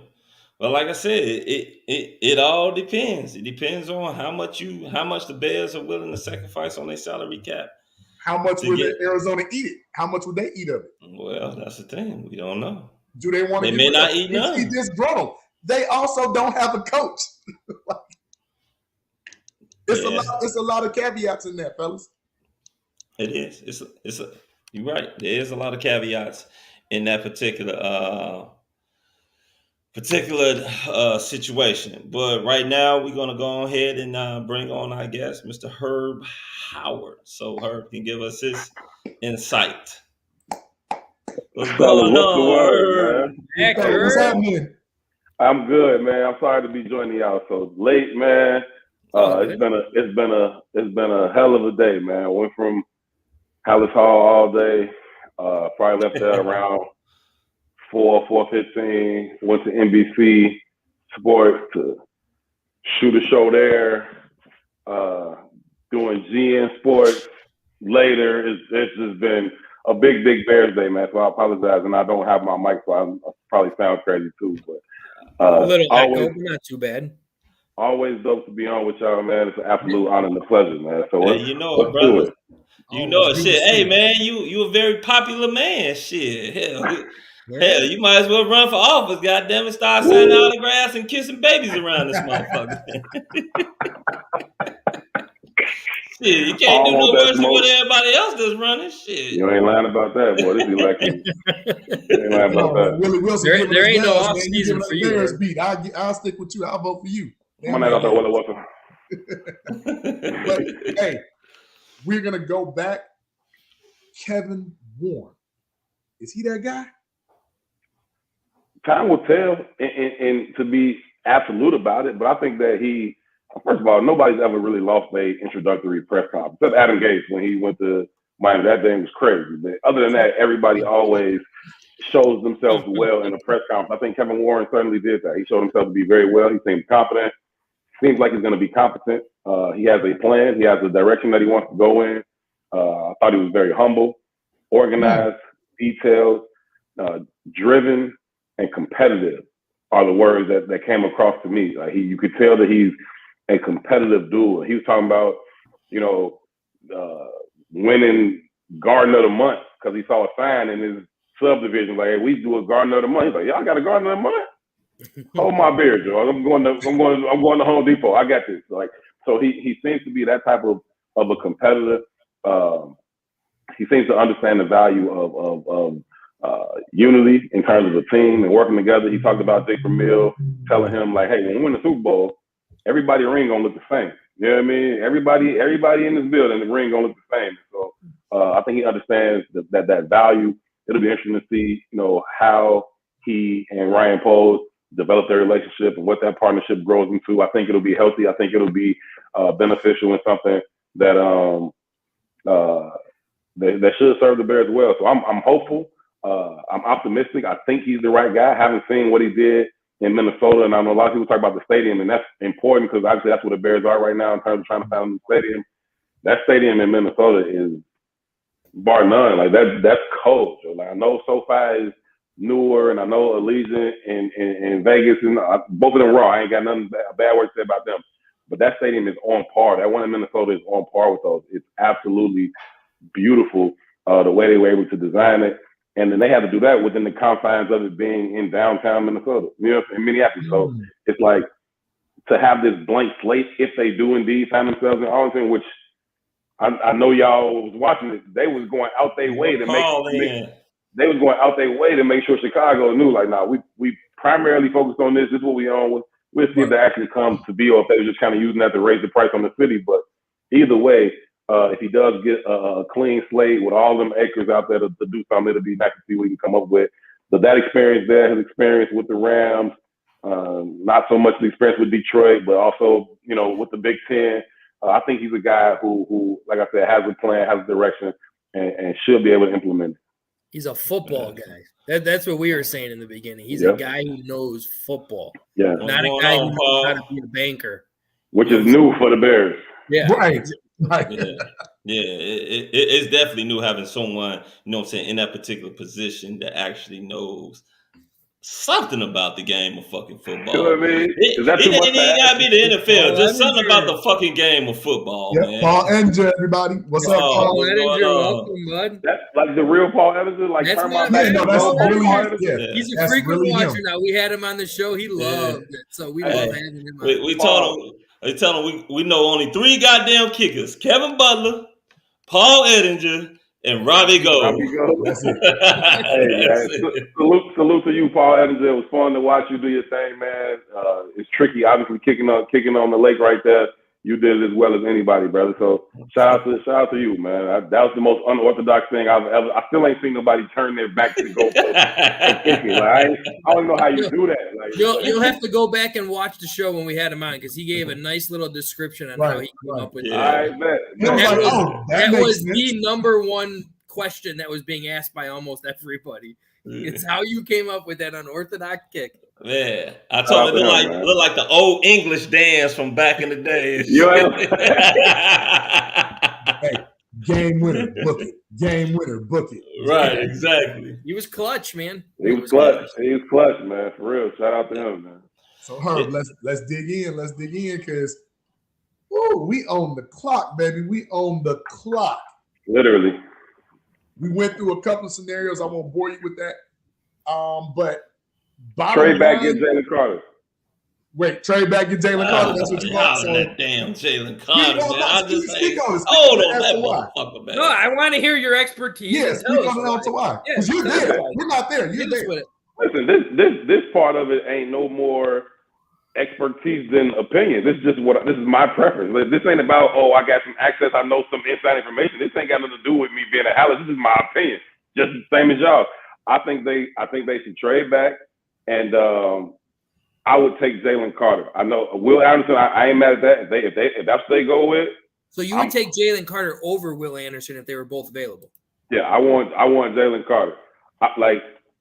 Whoever they identify, that's gonna tell them how far they can go back. So if they like both of them dudes, and then maybe two quarterbacks gonna go, then maybe a third go, then okay, we can go back from 1 to 5, right? If we think 3 quarterbacks gonna go in the top 5, we can go back as far as 5 and get one of them dudes. You still get 3? Carter, huh? If 3 quarterbacks go, if they determine that. Well, you're saying if the 3 quarterbacks. Yeah, if they determine that they think 3 gonna go in the top 5, that'd be huge for the Bears. That would be great. You know what I mean?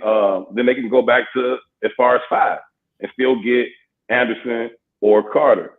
I just prefer Carter because I like to build defenses inside out. That's just how I like to build defenses. So give me D tackles, linebackers, safety. That's how I like to build a defense. But I ain't got no problem with an edge rusher that can get home. My thing with it is, if he was a final piece, I'm cool with going edge rusher. As a first piece, I don't like that, right? As a first piece, I don't like it because we can just slide to him. We can double team him. We can chip him. We can roll away from him. As a first piece, give me that dude in the middle. If this was a ready-made defensive line that was just missing a premier edge rusher, no doubt, go get him. But as a first piece to build around, give me this stud tank in the middle, this game-changing defensive tackle. As a quarterback, it's nothing worse than disruption in your face. That shit you can deal with. I can slide away from this. I can throw away from it. I can throw to it. You know what I'm saying? Screens or slants, whatever.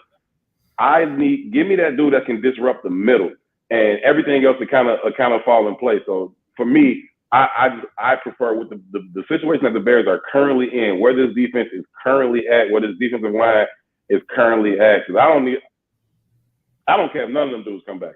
And that ain't no disrespect. No disrespect. I think over any of that front seven. I think anybody that's in the NFL is a great, great, great football player. So I don't mean no disrespect, but it's levels to it. And if you're trying to be at the top level, you need those guys. I like those guys. Travis Gibson, I think he's super, super dope. I got genuine love for him as a person. I think dude is dope as hell.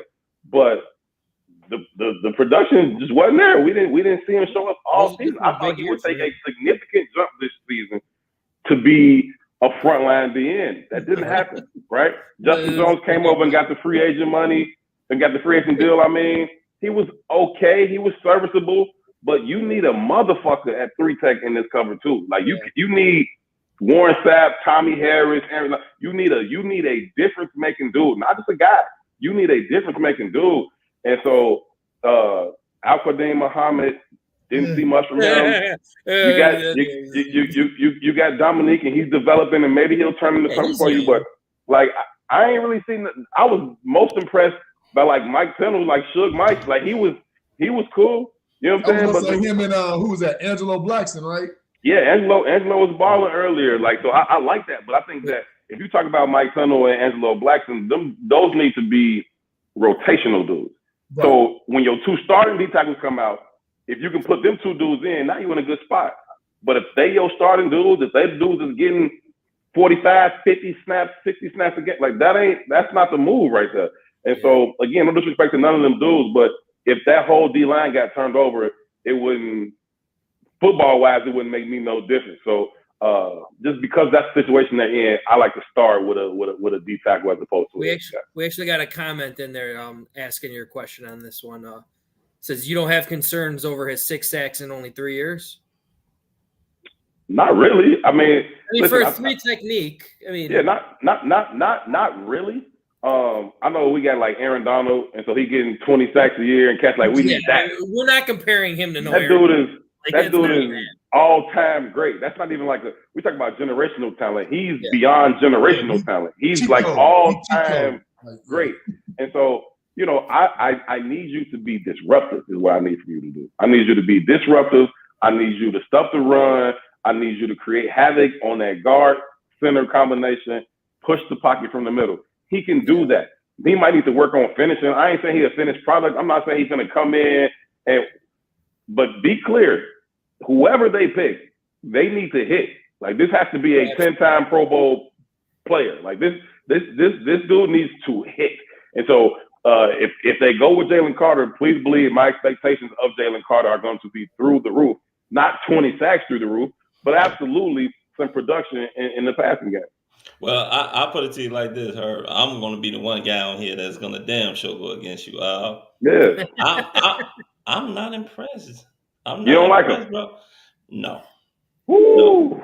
I don't like him, bro. And like I said, I tell you, just like I told them. I know you do your homework. You didn't watch this shorty play and you don't like him. I'm not impressed. I think he's good. Don't get me wrong. I do. Honestly, 2 games. I think he's good. I'm not saying he's a scrub at all. I think he's good.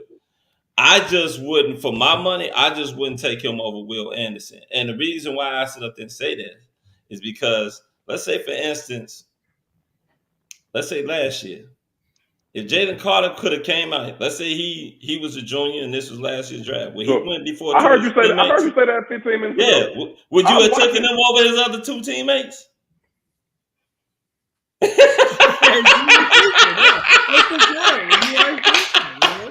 Hey, listen, Jordan Davis eats people. Yeah, for real. Like, he looks like he eats people, bro. Like, dude is Shorty, I don't know. Yeah, like, he probably having a foot right now for dinner. Yeah. So this is the thing. I get you on that. They got dogs, man. Literally, they got a bunch of them, and he's just the next one. I'll tell you what I'm most impressed about by Jalen Carter, and he gets penetration, he gets disruption. I like those things, but he has an awareness at that D tackle position that I appreciate from a defensive tackle. Was it the last game or the game before? I can't remember. I think it was the last game. They ran a screen at him.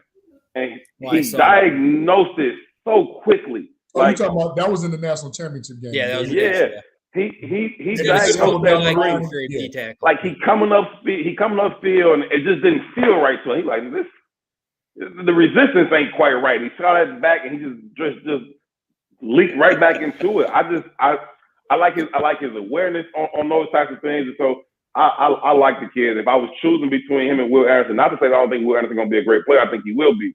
And again, if the Bears already had a defensive line that was just missing that edge rush, then it would be a no-brainer to go with him. But as a defense that's building, starting your D-line. There are a lot of D tackles that are in free agency this year, some good ones. And that's what I was going to say too. There are some good ones. JB was saying earlier. Deron Payne, a lot of them, yeah. JB was saying earlier, and I said the exact same thing. If I was the defensive coordinator or the head coach, I'd be sitting on Payne's front yard waiting for him to come out and say, I'm not leaving here until you sign this damn contract. Because if you put him, then would you still – if you do somehow that matters, right? I think that the draft is always informed or influenced by what you're able to do in free agency. So the Bears got a lot of questions they need to answer this offseason. On the offensive line, on the defensive line, that wide receiver, they got questions that they need to answer.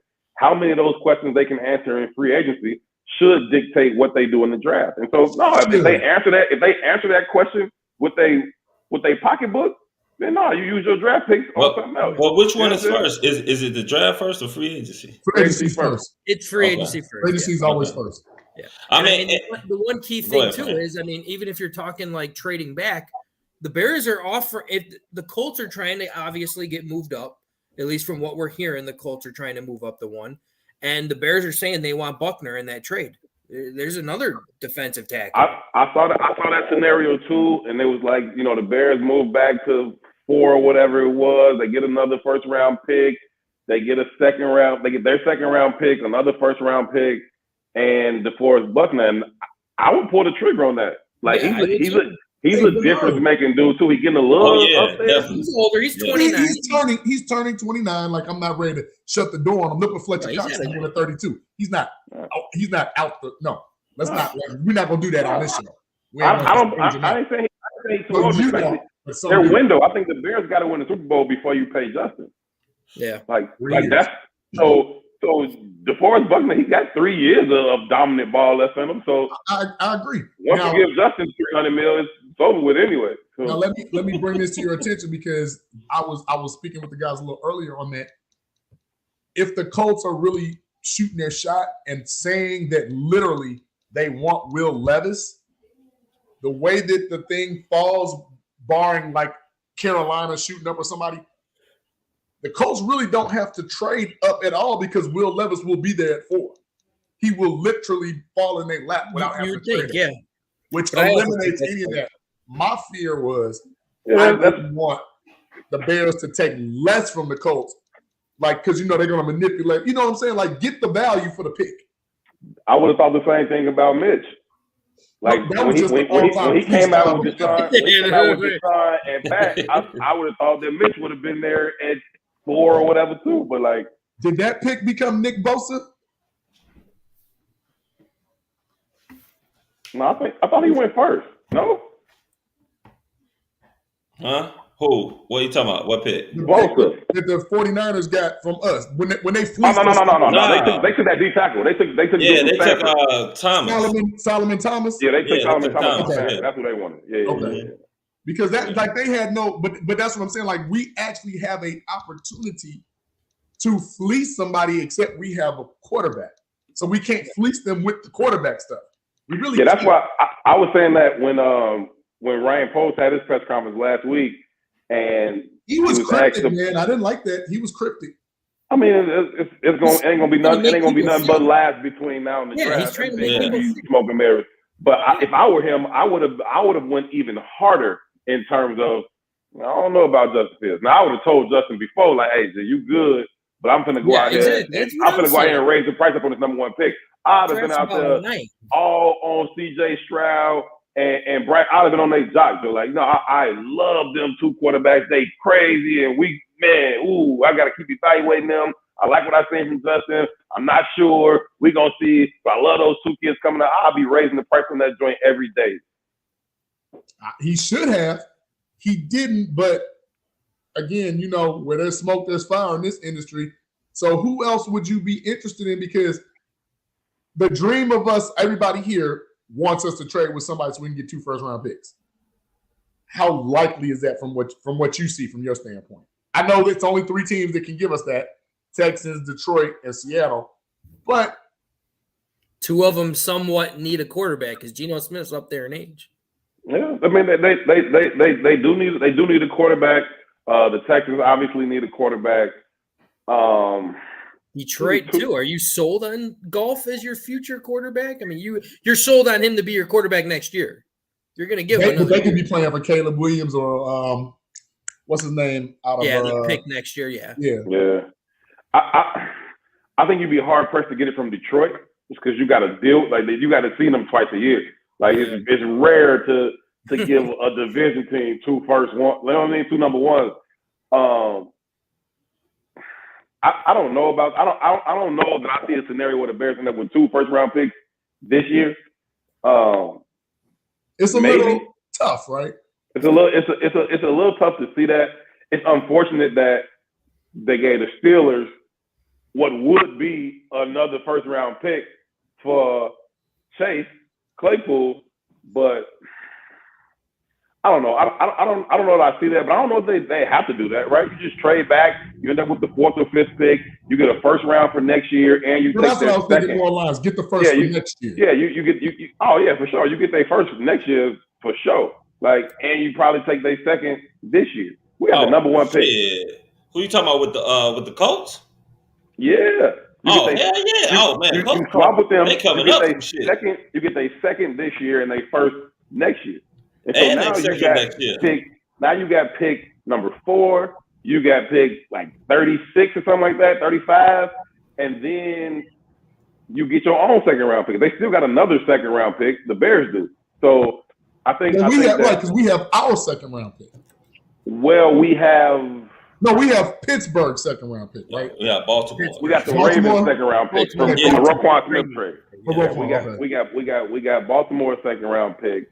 We sent our second round pick, which is like 32 now, it's only 31 picks. So it would have been the last pick in the first round. Yeah, it would have been like having another first round pick. You know what I mean? So that's unfortunate, but you know it is what it is. But Herb, let me paint you this picture because we were talking about it earlier when we brought up getting the 2 first-round draft picks from Detroit. Say if that does happen and they draft Will Anderson, and you got to freaking play Hutchinson and Will Anderson twice a game. That's a big problem. That's a big problem. It's a nightmare. It's a big problem, especially when same thing we said about the defensive line, which I like. If all of them dudes is not here next year, so what? I feel the same way about the offensive line. Like, I like what we saw from Tevin at right guard, so I'm cool with him coming back. I like the traits that Braxton has in terms of developing into a left tackle, but I ain't gonna cry about none of them dudes leaving. You know what I'm saying? I don't think there's any position on that offensive line that you can't upgrade. I don't think you can't find a better right guard or you can't find a better left tackle. You could. You know what I mean? So that creates a real big problem if they got Hutchinson and Anderson while you don't have any Pro Bowl linemen. You need that's the problem. So tell me, if you the Bears, do you trade out of the top 4 or 5? I wouldn't. If they don't come away with, in my opinion, Anderson or Carter, they missing it. Now maybe they might want to go O-line. Maybe they like the kid from Northwestern. Maybe they do something else. You know what? And it was so funny. I think I read something on that guy. I think is he only? No, never mind.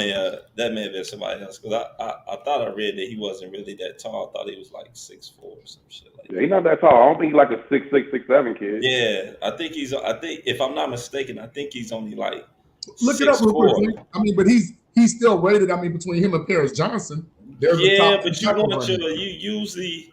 There's not too many fucking 6'4" fucking left tackles and right tackles in fucking football. Right. Yeah, he's 6'4", 294. I got it right here. I'm good on that. I mean, he might have long arms. You know what I mean? And I know that Ryan Poles values arm length in his linemen, especially in his tackles. That was one of the reasons that Tevin got kicked inside. You know what I mean? He likes tackles with long arms. Braxton has that. Braxton can scratch his knees standing up. You know what I mean? So he likes those kind of linemen. So maybe the kid from Northwestern has long arms, even though he ain't that tall. I mean, there's no inherent value in just being tall. It's just the idea that you should have longer arms if you're tall. Right. Maybe he got long arms anyway. Yeah, and another thing I was saying, and I think one of the reasons why Tevin got kicked inside because Tevin's a mauler. That motherfucker's a straight animal. He is. And most of the time, your maulers are your guards. Your guards, yeah. Especially right guards. Yeah, for real. They like to go in there and maul the shit out of you. And just move people. Yeah, they fucking bears. They are. I'm gonna pop up a question. See what you did there. I want to answer this question too. We have been, Troy, talking about the Texans at number 2, but the problem is the Texans aren't sold on either quarterback. That's the biggest problem. They like Stroud, and they like Bryce Young. One of those are going to drop to them, so it's going to be hard to convince them. Like that's second and 12. But that's what I'm saying. That's they really don't need to trade. They don't. I feel they don't either. I don't think they're giving you their 2 and their 12 to move up one spot. Exactly. I don't agree with that either. And our dumbasses. Because they're going to get one of those 2 quarterbacks. Well, and that's why I say, like Herb I spoke earlier, with this number 1 pick, let's not be too greedy and not get a really, really good trade value. Because come on, we're not getting 3 number 1s for this pick this year from any of those top teams, because by the time, let's just say it is Stroud in no order, Stroud, Young, Levis. Well, only one team out those top 4 is really in a position to trade up, which is the Colts. But even still, if they want Levis and Levis falls down to 4, they don't need to trade at all. It's the teams behind them that I'm concerned about, like the Saints, like the Panthers, for example. Those are the teams that I'm concerned about. Raiders. Because they might be the ones to say, hey, I'll give you the 3 in consecutive years or whatever to move up, right? Those are the teams I'm concerned about. I'm not even concerned, like I told them about Arizona, because Arizona's going to be trash next year. Kyler Murray ain't going to be ready to play. But I'd go hardball with Arizona, be like, hey, look, you need a left tackle. You need Will Anderson or Miles Murphy. I'd go hard with them. Yeah, I mean, go ahead. You got it. I honestly don't think that Arizona will trade, and I think they're going to stay. I think they're going to stay packed. And even if they were to trade, I'm saying somebody would trade with Arizona. With them, they would. To move up, because I'm finna say that damn offensive lineman shit, he probably gonna fall out the top. Right, that's my point. This is not a good class for offensive linemen. So if this was last year's draft class shit, dude probably be towards the middle to end of the fucking first round. I honestly think that the great unknown is that you don't know who's going to move up. That's why I think a team like the Colts are going to sit up there and be willing to trade up, because they don't know who may move up ahead of them. And remember, they're in the same division as the fucking Texans. I mean, I see that, but again, if you're stuck, literally stuck on Will Levis, if I'm Jim Irsay, forget the GM. If I'm Jim Irsay and I'm having this conversation with Jeff Saturday, I'm asking, who are you looking for your offensive scheme? Yeah. If you want Will Levis, I'm not about to mortgage my draft capital to get somebody that's already going to be there. To get somebody who's already going to be there. But you don't know that, because you don't know who else may. If they fall in love with him, you gotta go get him. You don't know who's going to move up. But listen to what I'm saying. If that's your guy, look at who has to jump in front of you. We have to go all the way down to 9 before we get to another team that needs a quarterback. Yeah. Listen, but you gotta start floating stuff out. You know what I'm saying? Oh, absolutely. Put the rumor out. You got to use your Minnesota connections. We got kicked out in the first round at home. Kirk Cousins getting a little old. They might be in the quarterback market. Same old Kirk Cousins. I told you I thought about the Saints because I don't know what they're doing with Jameis. Was that not the dumbest pass y'all ever seen in the history of playoff football? 8 pass for 3. It was up there. 4th and 8. You throw that pass. He's always done that pass, and the pass that it's always the Vikings. The pass that Brett Favre threw to send the Saints to the Super Bowl. What? You might as well go out big. Shit. Because you could go to 98 when they should have went to the Super Bowl with Moss and Cunningham, and the most accurate kicker of all time at that point missed the kick. Yeah. We got other teams that are getting brought up a lot in the comments that I'm going to throw out there as well, and I'm going to paint this picture too, and I want to know what you think about this, Herb. Say the Raiders want to move up to 1 to get a quarterback. Give us Devontae. They've already well known that they don't want Carr anymore, and that's already well known that Devontae Adams does not want to be there. Then, would you trade 1 for 7 and Devontae Adams? 100%, like today. That would be a no-brainer. And 100%. And now you probably don't get Jalen or Will Anderson. Well, let me say this though. Miles Murphy might be there. I think Miles. I love Miles Murphy. Whatever. If like I love Miles Murphy. I know who's better than both of them dudes. Devontae Adams.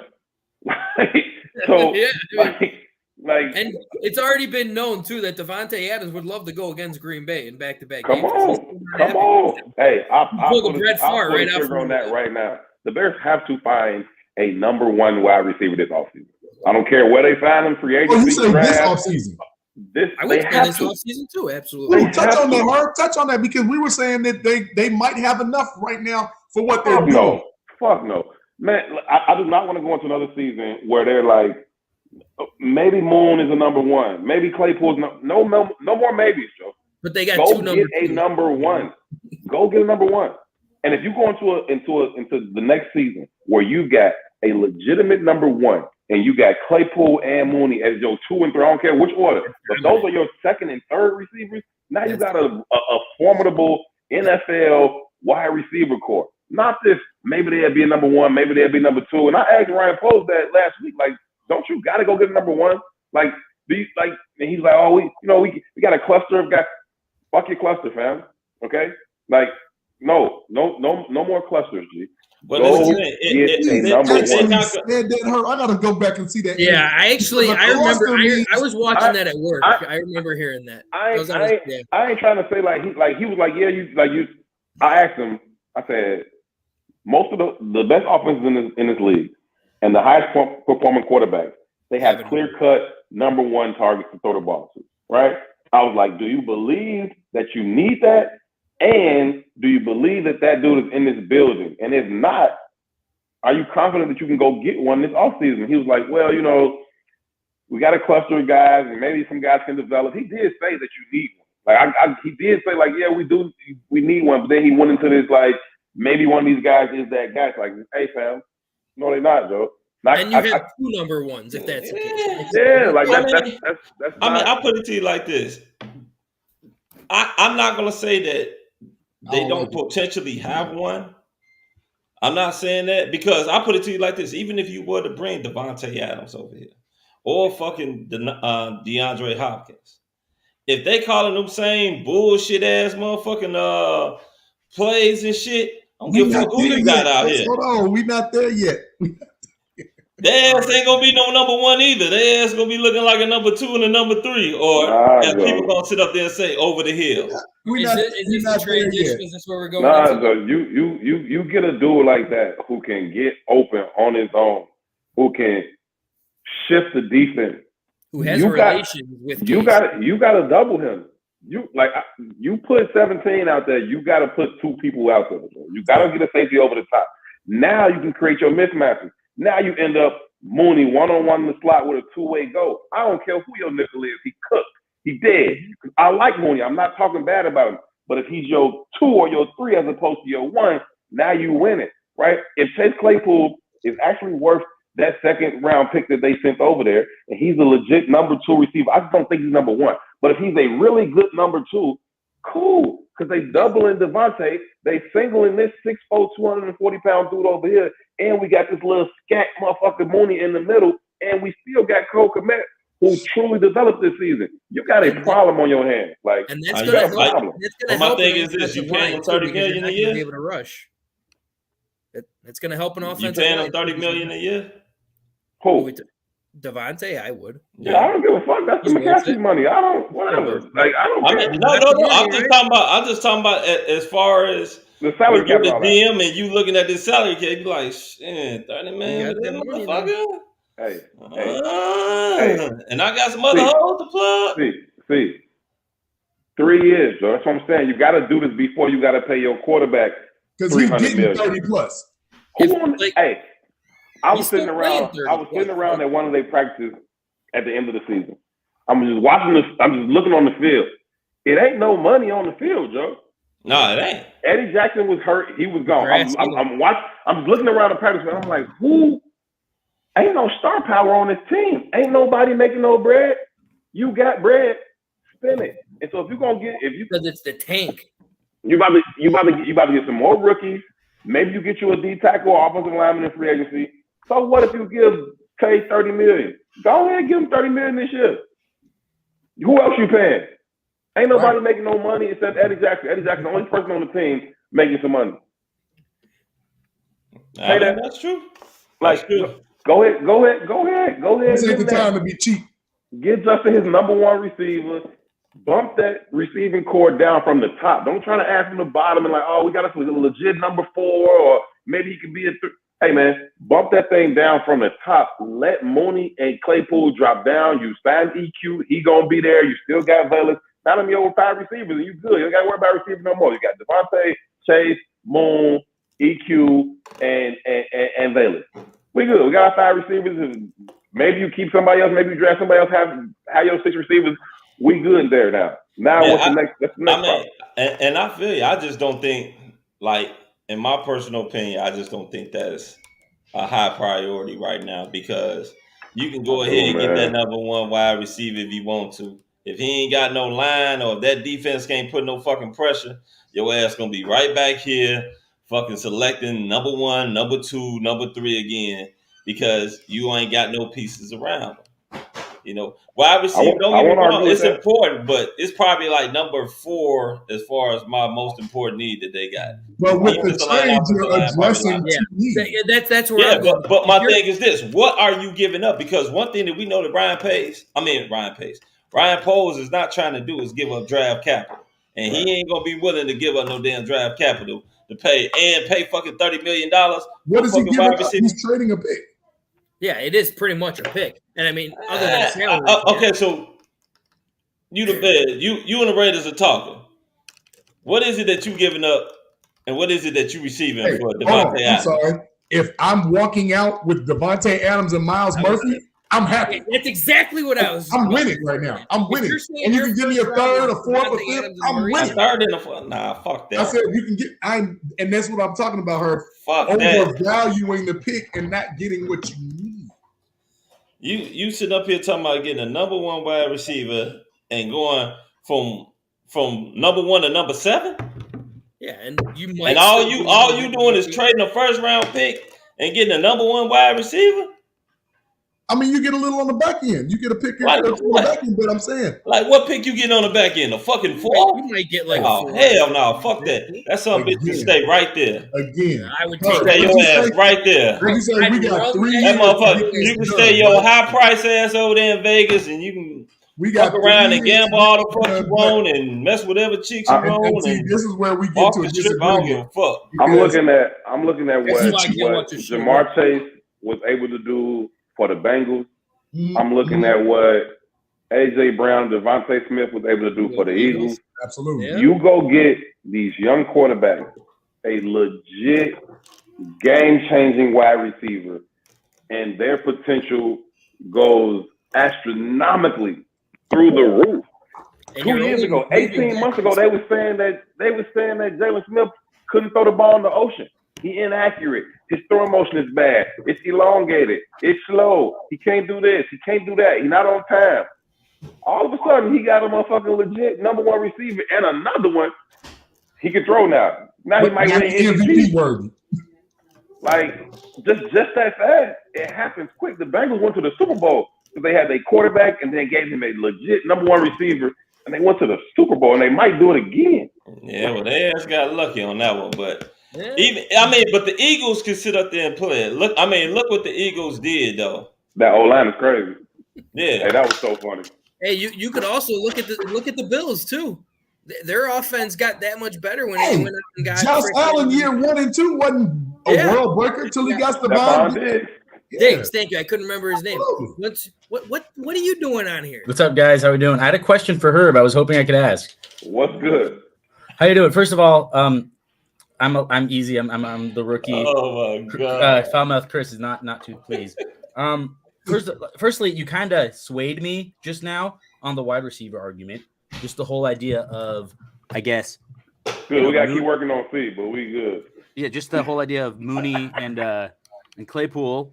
I always kind of had the feeling like, they could each kind of be a 1 in some ways, but no, like they should get a number 1 receiver. My question is, who are the number 1 receivers in the NFL today? I feel like that role has dwindled a lot.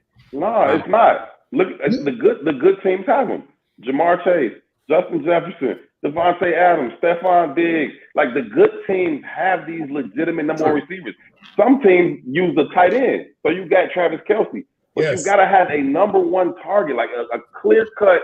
You can't cover my guy. I don't care what kind of defense you play. I don't care how many times you circle his number on the fucking board during the week. He going to get 10 for $130 and 2. It's what it is. And you got to have one of those dudes. And the good teams have them. You just got a Mike Evans, a Keenan Allen. You got to get these dudes. You got to have one. And if you don't, you can't win the league. Miami, right?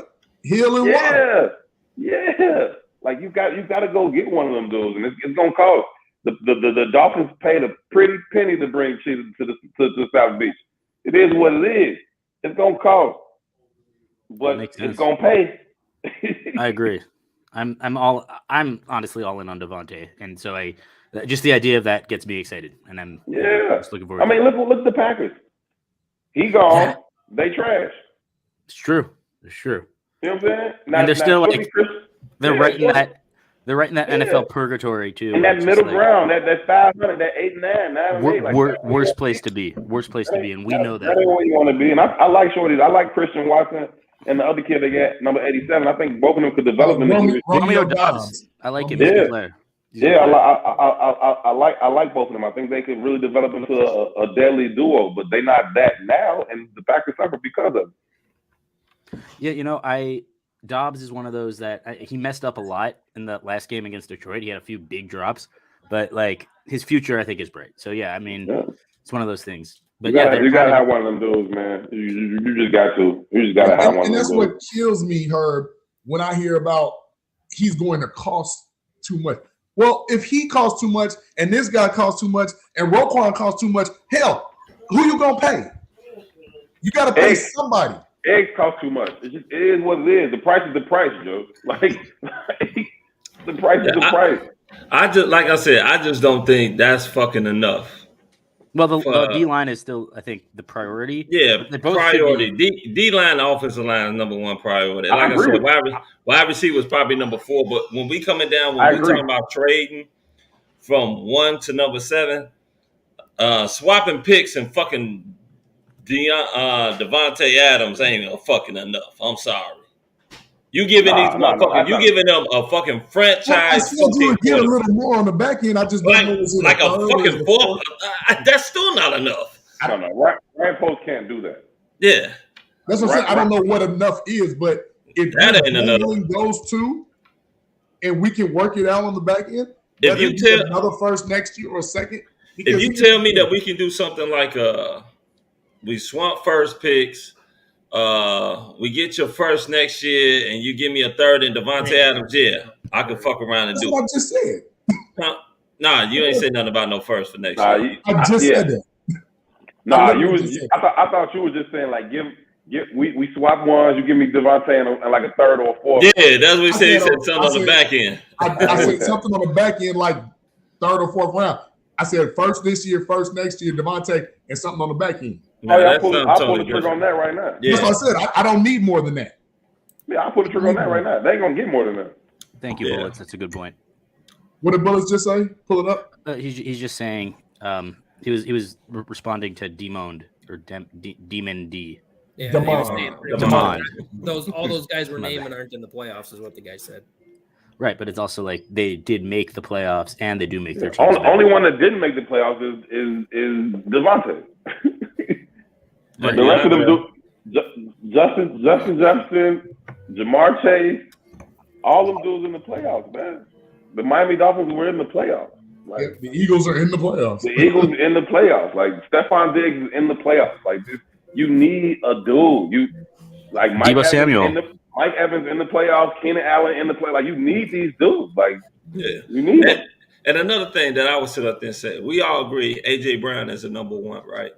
Oh, absolutely. No question. That was a guy that when drafted was not, when he was in Tennessee, they never considered him a number 1.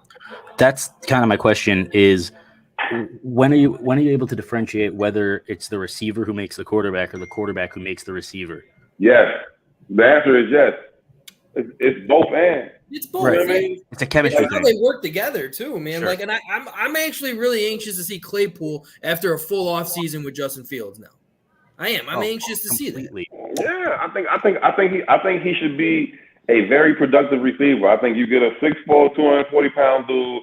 He should be a monster in the red zone. He should be a big body on the slant, 3rd and 6. Say that again. On the what? On the slant. Man, god damn, do they even throw slants? They didn't even know what the fucking slant is. All the shit From the Nagy did hoop. way too freaking much. We never do now. Getsy won't throw. You know what? Hey, throw him to who? Moon is. I love Moon. He's this big. I'm talking about throwing the No, slants to we're talking about the Claypool. slants to Claypool. Oh yeah. Slants to Claypool and N'Keal Harry. N'Keal Harry, you saw him, big body, get a touchdown, whatever game that was. They threw a fucking 16-yard motherfucking slant to that big motherfucker. They never And I was like, that dude is huge, Joe. Like, man, I remember being in the locker room and I was talking to Moon and N'Keal walked past and he was like going to the shower with some shit, shirt off, and I said, "Hey, you play the same position as that nigga, Joe?" That motherfucker big as hell, huh? Mo said the same. He like, I know. He like, he like, if they was like, nah, he wanted the DNs, I'd be like, oh, okay, I believe that. Like, Wait, why don't we keep him? It is interesting that number one receivers come in all shapes and sizes. What is like what do y'all think is like the main thing that makes him him? Who? Just any wide receiver, you know, like I feel like, you know, it's differences. So you got different styles, and so you got Devontae. He's a technician in every sense of the word. He's got the size. Can't jam that mototherfucker, you man. Can't jam him. You like he wins right at the snap. That's when he wins most of his routes. We don't no have two routes. Yeah. He never runs the same route twice. He got the late hands. You know what I'm saying? He does that very well. He's got good body control. He's got strong hands. But you got Diggs, who's just quick. He's fast. He's shifty. He get in and out of his breaks real good. So you got those types of receivers. It's different. Now somebody like Justin Jefferson, Jamar Chase, them dudes like the total package, though. They got everything. They got everything. They can win. Yeah, They can win off the line. They got the speed. Special. They got the quickness to get in and out of breaks. And especially in Jamar Chase's case, he big, Joe. Like it's I don't know. It's different things. It's more than one way to skin a cat. Like a number one is number one. I'm just saying the Bears don't have one. Like, I ain't saying you got to be 6'4", 6'5". The Bears just don't have one. But I mean, that's the thing. He's a little, maybe he got 4.2 speed. That's different. Isn't Chase Claypool kind of like that? He is tall. He is fast. I feel like he has, and we're just kind of but we don't use him. I know, and I agree 100%. I am not putting any hit on how Chase Claypool came when he came here because they didn't use him really. He was only out there for literally 19% of the snaps since coming here. That's ridiculous for somebody you gave up a second-round pick for. I agree with that. I'll make a point that my guy Jason Lees from the Sun-Times made to me, and he was just pointing out that there's two organizations that rarely cast off talent. If the Patriots and the Steelers say you ain't good, you ain't good, bro. You ain't seen nobody leave. We got two of them. You ain't right. You ain't seen nobody leave the Patriots or the Steelers as young players and then explode. That's just not what they do. Yeah. They figure it out. They got it. But the Bears, they didn't get Artie Burns from the Steelers. They didn't got Chase Claypool. You didn't got N'Keal Harry. Now, conversely, somebody leave the Bears, sign them up for the Pro Bowl next year. You know what I'm saying? Like, but those two organizations, in terms of talent evaluation, they just don't seem to miss like that. So it's a red flag to me. And again, Jason pointed out to him like, man, you're right. But it's a red flag if the Steelers or the Patriots cast you off as a young player. Well, don't do it. And this is my thing. This why I said that they say, because if they do that, it's probably guys that's not being productive. But with Chase Claypool, you saw him on a year that Ben Roethlisberger was fucking healthy. The motherfucker had 11 TDs. 9 fucking TDs receiving, 2 fucking rushing. and almost had 900 yards. Almost 900 yards. His rookie year. 980 or something. I mean, rookies. I mean, I don't know how many fucking rookies coming into the league at a wide receiver and fucking damn they getting over 10 fucking touchdowns. Period. No matter how they getting it. His second year was a pretty damn good year too. But he was dealing with being fucking hurt, and he dealing with that motherfucker and this. He's got talent and he's gifted, and he's got things you can't teach in that size. I'm not saying he's not, but it's just. But you're saying the cast off might not just be physical; it could be mental or locker room. It could just be when you think about it, and you think about them going to get Pickens. Last year. This Pickens shit is blowing me. Mm-hmm. All right, fucking Pickens, good wide receiver. Let's not get this shit construed. This motherfucker is not a number one. He had 2 fucking catches that made Sports Center. Everybody, George Pickens this, George Pickens that. George Pickens my ass. George picked my ass. All right. No, I'm not down with no damn George Pickens. Okay. I'm sorry. I seen that motherfucker catch 2 goddamn passes on ESPN that probably made number 1 and number 2. He had a pretty good year with no. He had a pretty good year, yeah. But like to make it seem like this motherfucker was like a revelation or some shit like that, hell fucking no. Come on, man.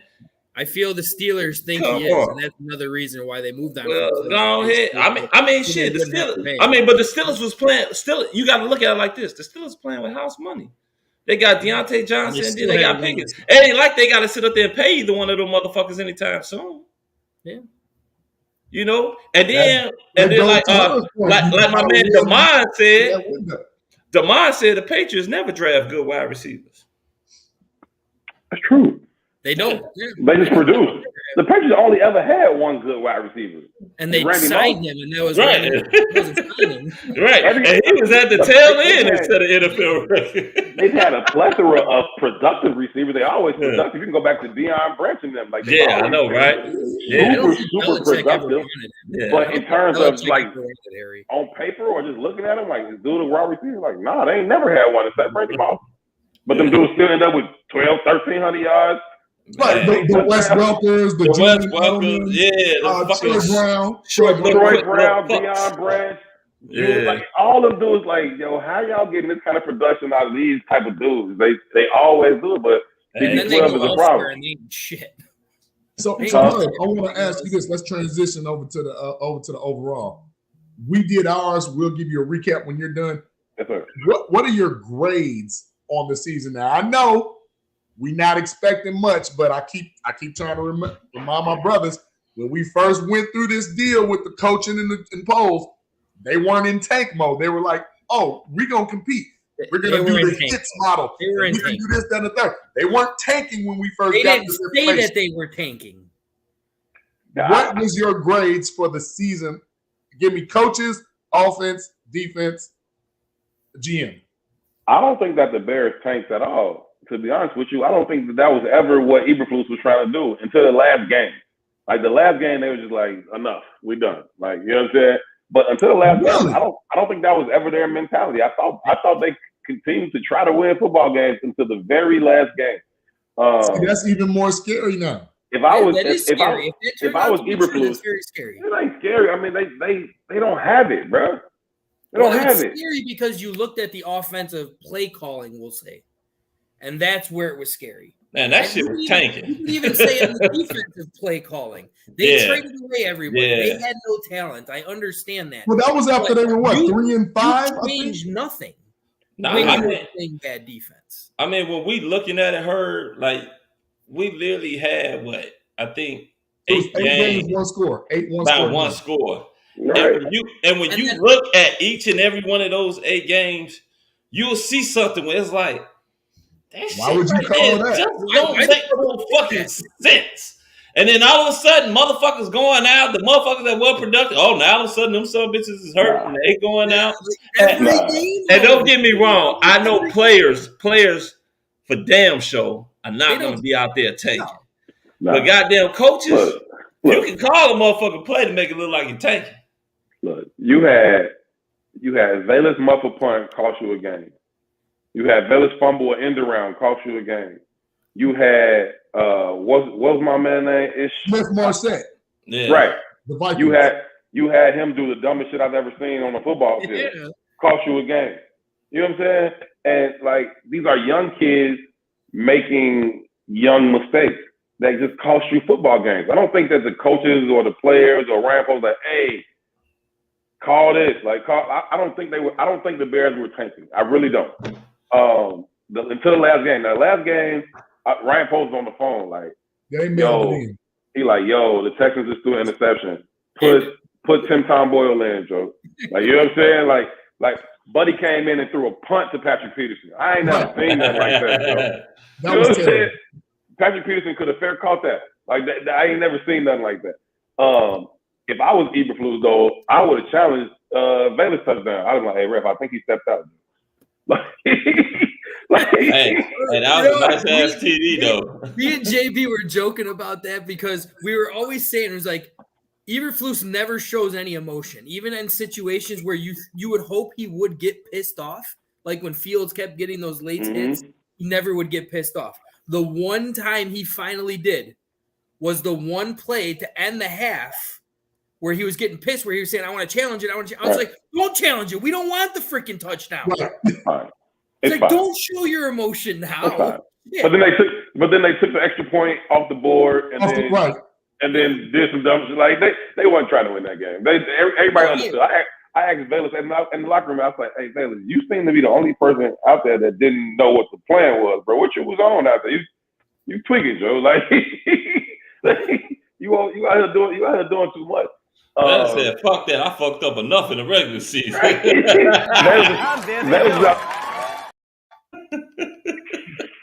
We were talking about Bayless way too much. I just had to get it in there. That was on time. He didn't understand the assignment, Herb. He did not understand the assignment. He did not understand. Tim Tom Boyle understood the assignment, Joe. Clearly. Like, he understood the assignment. That motherfucker sound like a fucking serial killer. This is where I look at it when I'm always talking about like tanking. And I know me, Foul, JB, we always argue about this. It's all fun and games though. But there were situations like how we were saying, like the 1 point lead and everything like that, or even if it's like a 1 score lead going into the last, 4 or 5 minutes of the game, and you're looking at that offense, no Chase Claypool. Right. Yeah. When Mooney was healthy, Mooney was not in there. You had you're pretty much your blocking wide receiver. You had the one who dropped the most passes during the whole entire season in Pettis. Those are your receivers you have in the game. And all the success that you were having when you were running these bootlegs, moving Justin Fields outside of the pocket to protect him. Right. Now you're putting him in 5-step drops where he's getting hit right off the bat like almost every time. It was just like, and that's where JB was saying, it was like, what the fuck are you doing? Like, why? And then it just pops in my head. It was like, oh yeah, they don't want to win. That's why they want this number 1 pick. That's what they want. They want to get the best pick that they possibly can coming out of this draft. They didn't have the horses, man. I just think they just didn't have the horses for real. At the end of the day, to win some of those games, I don't really think they were thinking until that last game. That being said, I would give grades. Give me your grades. I would give Eberflus a C, maybe a C plus. I think he established a good culture for what they want to be, how they want to play the game. I thought they were tough. They fought hard for 4 quarters. They didn't beat themselves with dumb penalties. They were the least penalized team in the NFL. Yeah. So, last 2 years, they were number 1 penalized. Yeah. So I mean, it's a difference. I mean, they was doing last year. They was 110 yards a game of penalties. You give them a touchdown on penalties. You know what I'm saying? Like, so. I for setting the culture, for watching these guys never going to tank. You talking about losing 10 straight games? That's usually a locker room that's going cave in. They're going to divide and start pointing fingers. You never heard that from them. You never felt that walking in the locker room. You never felt the energy bad. It was always still upbeat. They was always still talking about getting better. We need to get better. We getting close. We working on this. We working on that. Not from the point like they didn't care. They care. But they just never folded on each other like that. And so I think that's touch on that real quick, though, Herb, because I remember Eddie Jackson kind of going at Poe. It was early in the year, though. It was like week trade 6, deadline, 7, right? When Roquan got traded, week 6, 7? So like week 6 or 7. Like he kind of went in and was like, no, the locker room is divided. Basically, he sent that out on Twitter or whatever it was, and it's always out there, right? But so you felt that was just a moment that wasn't like a true separation? No. And when I'm saying separation, I'm talking about the players. It never turned into players separating it never turned into this blame game of that dude sucks. The offense trash. We out here doing this and they ain't doing that. Now, all of them dudes was pissed about Roquan. Roquan is universally loved in that locker room. You know what I'm saying? Like they all love Roquan, and he is an all-pro player. You know what I'm saying? Like dudes not out here trying to get rid of talent. Like they trying to ball. You feel me? So they all like Roquan. So that was just Bojack saying like, we all pissed about you not fucking with our dude like that. Like that's our brother, Joe. Like, and he worked his bread. Now that he didn't got his contract, now that he got his 5 years, $100 million, I want to know so badly what the Bears' number was. We see what he signed for. What was the Bears' number? Would love to know that too. How far away were we? You know what I'm saying? We talking about y'all was at 19, 18. Was y'all trying to do the man at 14, 15? Like, I want to know what the number was so bad now that he's actually signed. Everybody was talking about he want to set the record this, he want to do that. And I was always like, the number's around 20. Like, but he set the record with 300,000 because Warner made 19.7. So 20 made the record right there. 300 grand. Listen, but man. Speculation was that they wanted him around 14, 15, but he could reach 19 with incentives. Yeah, and non-guaranteed money too. That was the amount of guaranteed money, right? Pay the man. So I mean that pissed off a lot of the dudes. But other than that, I didn't really sense no divisiveness. And so for that, I give Flus C plus. The players, I would say a D, but I want to grade them on a curve because they just not. It's like a D. It's like a D, but it's like remedial D. You know what I mean? Like, you know what I'm saying? Like, it's like they weren't. We understand what we're dealing with. They have some complications with learning, so we're gonna grade them a little bit differently. Okay, they're diverse learners. Gotcha. Yeah, they exactly. They need an IEP. They need their own individual education plan. Like, you know what I'm saying? Like, so you just gotta do them a little differently. They didn't have the pieces, but so I give them a D because they just didn't perform well. I mean, you lost 14 games. Y'all didn't perform well. You couldn't block nobody. You couldn't rush nobody. You can't catch the ball. You can't get open. Like, can you give the secondary a pretty solid grade though? Absolutely. Even when Eddie Jackson, that might be what got them to the D. Yeah, right. That's why they didn't fail. But even when Eddie Jackson went down, our secondary was good. Yeah, I think the secondary was good. I think you got a strong secondary going forward. You talk about Jalen Johnson, Bojack. I think Jaquan Briscoe's going to develop into a perennial Pro Bowl player. Yep. Yes, Kyler Gordon continues to get better and better and better as the season went along. And even those young guys, as much attrition and turnover as they had in the secondary in the second half of the season, all of those dudes stepped up and played good ball. Jalen Jones played good. Everybody got the opportunity. He was surprisingly good. I did like what I saw. Better than expected. He did. What's the other dude name? Blackwell or something like that? Josh Blackwell played good, and he's a special teams ace for you. Like that dude is a problem in the kicking game, and so all those dudes stepped up, played well. I like what I saw from Josh Hicks when Bojack went down. The opportunity he got it at safety. DHC is always a pro. You know what I'm saying? He's gonna come in and be a pro. So the secondary performed very, very well, especially considering there was no pass rush to match. Like that was the most insane part. Like those quarterbacks literally had like 8 to 10 seconds to throw the football, and they still were doing pretty solid at keeping people in front. Yeah, the DBs, the quarterback, and the running back. The only three groups that played well. Your secondary, Justin, and your running back room. Agreed. O-line, trash. D-line, trash. Wide receivers, trash.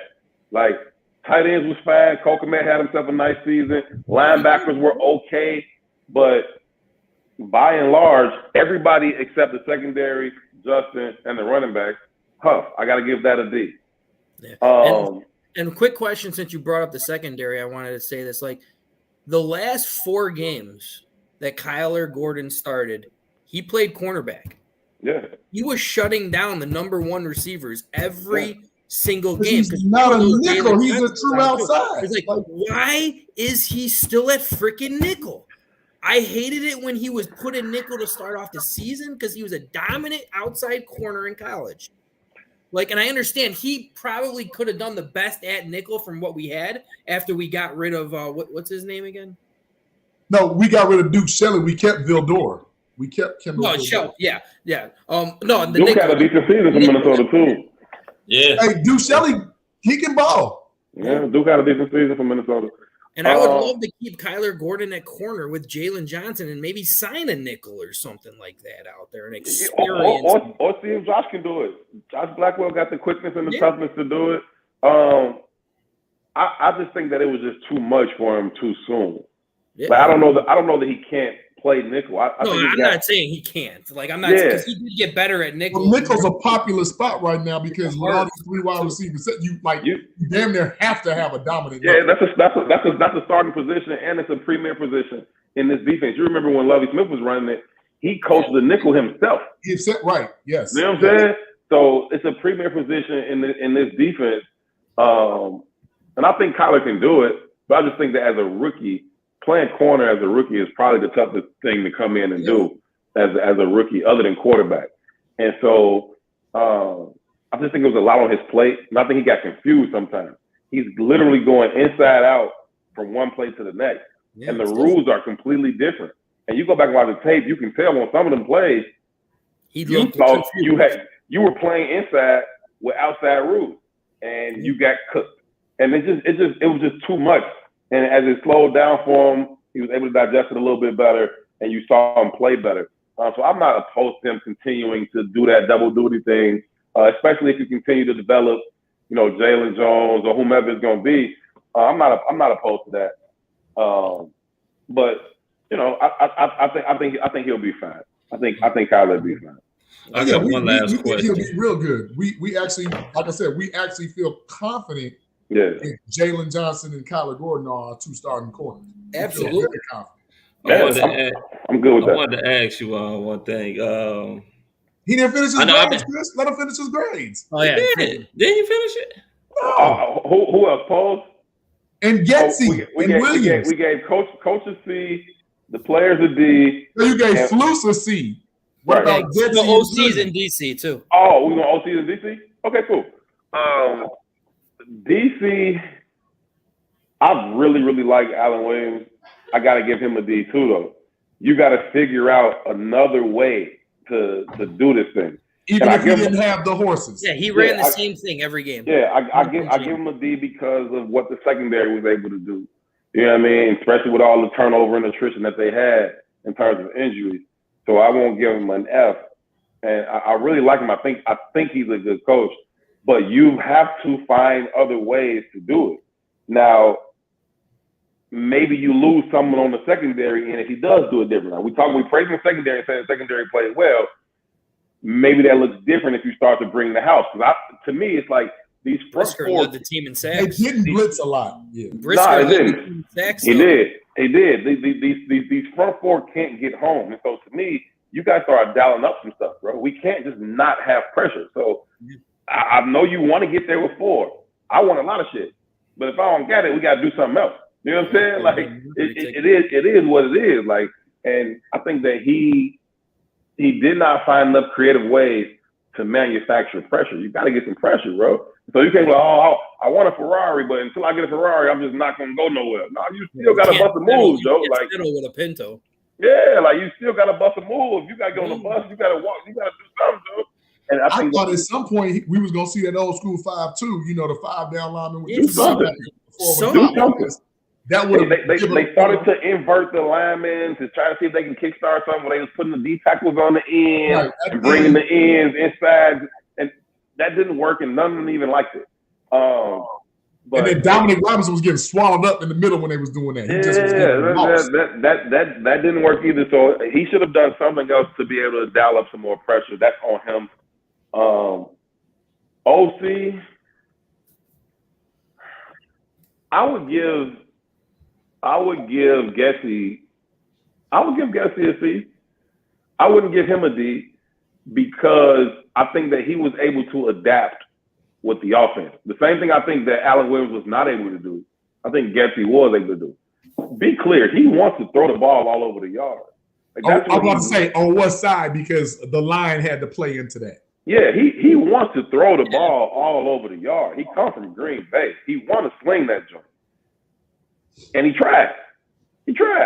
For the first few weeks, he was trying, and they wasn't a whole lot of design runs for Justin. They weren't doing none of the read option stuff. They weren't doing it. It's like, hey, man, why aren't you doing this? This is y'all best way to move the ball. This drop straight back, 5-step drop, 7-step drop, that's dead. He's going to get sacked, and them dudes out there ain't going to get open. So can we please stop the foolishness? And at some point, he was like, all right, cool. We got to do what we got to do to move the ball. And so he started to adjust. More design runs for Justin, more read options, running game, led the league in rush. So they was able to adapt and do some things in spite of their deficiencies. And so for that, I give them a C. But it wasn't like the offense was lighting the scoreboard on fire. So I can't give them no better than that. But you want to see that, Herb, because in my opinion, no shade, because I think he was a phenomenal talent at the time. Don't want to see Justin turn into Cam Newton. I don't. No, I don't want to see that either. And again, you just got to get him line. He wants to throw the ball, but I think as a football coach, Rivera wanted to throw the ball too after them first 2 years, and Cam ended up being the running back. As a football coach, it is your job to find a way to win with the team you got. Right. And that may change. We've seen Bill Belichick throw it 50 times a game, seen him run it 50 times a game. Yeah. It don't matter. And so many times we get these coaches just plugged into this is system, this is what he do. No, what you do is win the damn game, bro.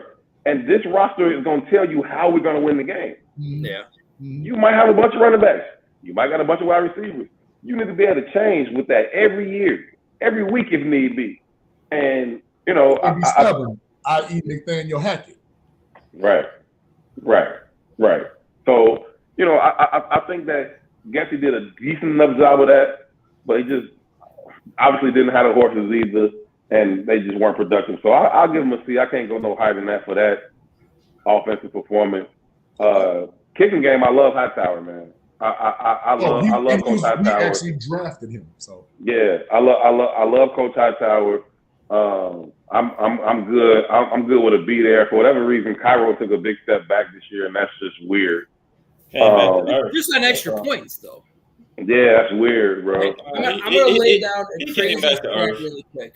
Yeah. Crazy stat, because after watching the Cowboys game where he just missed 5 extra points. That's weird too. 5 straight extra points. No, that doesn't happen. Mental, bro. Is now 79 missed extra points this year. Yeah, I mean it's been trending that way ever since they backed the extra point up. They did that on purpose. So they wanted yeah, to miss for whatever reason they wanted to miss more kicks. I don't know. Everything else they do is to put more points on the board. This they did to miss more extra points. I don't know if they're trying to encourage people to go for 2 more to get more points, but they want the drama. Well, they had this pushback extra point last year too, though, didn't they? Yeah, I mean, it's been like that for a few years. It's been like 3 or 4 years now. Yeah, they only missed 47 extra points last year. For some odd reason, they missed 79 this year. They did make gambling legal in the U.S., didn't they? That's a good point right there. There's that. Somebody get to these kids. Get out. For your final grade, what did you give Ryan Poles? Ryan Poles? Look at JB's intrigued by this. Right, JB's ready for this. He don't like none of them motherfuckers. I would give Ryan Poles a C+. I would give Ryan. I thought about a CC+. I would give Ryan Poles a C+, and I would have almost gave him a B-, but for failing to come to terms with Roquan and then trading him. And the jury's still out on this Chase Claypool trade. So we got to see what's to that. But I loved his draft. I love what he did in the draft, how he was able to maneuver and acquire so many additional picks. He got 17 stars out of a 5th round left tackle from Southern Utah, bro. Like that matters, G. I think that Jaquan is that fair though? Because remember the kid that's an All-Pro from the Eagles, he was a 7th round pick. That 6'8", 360 pound. He was a 7th round pick, and he's an All-Pro. Yeah, I mean, so somebody got to draft him. Somebody got. I mean, listen, Charles Leno was our starter for years. He was a 7th round pick from Boise State. You know what I'm saying? So, like, and he made the Pro Bowl one year. Yeah. And then went and got himself some money. So, you know, it's cool. Like, but you still got to give credit, though. You know what I mean? To go find a 17-star left tackle in Southern Utah in the 5th round, you got to give him some props for that. So, I'm with that. And Jaquan and Kyler, we just talked about them. We all love those dudes. I think that Velus is going to continue to be an explosive player for you. If they go get the number 1 receiver, I think he's no better than your 4th receiver. So I don't know how much offensive production give you a wide receiver, but special teams. We drafted this Chicago, so we respect kick returners. You know what I'm saying? Like it is what it is. So if he can flip the field for us in the kicking game, that's enough. And then couple end arounds, couple bubble screens, couple whatever. I'm cool with that. I think that's a good pick. Trent Gill, we can't downplay that. Shorty had a good season. Like, and for a team that needs a good punter, he did good. He had a good season. Punters be way too popular in Chicago. It's unfortunate, but it is what it is. We know our Pat O'Donnells, we know our Brad Maynards, we know our Todd Sauerbronns. We know these dudes. You know what I mean? Because unfortunately, it is what it is. Like, we ain't used to having no offense that can consistently put the ball in the end zone. So our punters matter. I think he had a good season. And, you know, you get Jack Sanborn unsigned. That's where I was going to go with you on that one. I would bump him up to a B- just for finding Jack Sanborn unsigned. That's legit. Because Jack Sanborn did come out and say that when he wasn't drafted, the first person who called him was not just a scout, it was Poles. Yeah, let you know we really want you. You know what I mean? And he came in and he was ready and he was productive, and you saw that from the spring. I mean, you saw that from summer. Like, he was. Yeah, we was wondering why he didn't make the roster. He was making plays in camp. He was intercepting the ball in practice, all that, and had a good preseason, like all that. Like, he was balling. So that was one. And then we talked about that secondary. A lot of them dudes was rookies, man. You talk about Josh Blackwell, Josh Hicks, Jalen Jones. Them shorties, all of them is rookies. So, like, you gotta give him credit for those things. As much as you say, well, he didn't go, you know, he had the whole Larry Ogunjobi thing, and he didn't bring in no real talent in free agency, and then couldn't come to terms with Roquan, traded him away. Like, you ding him for that. You ding him for that for sure.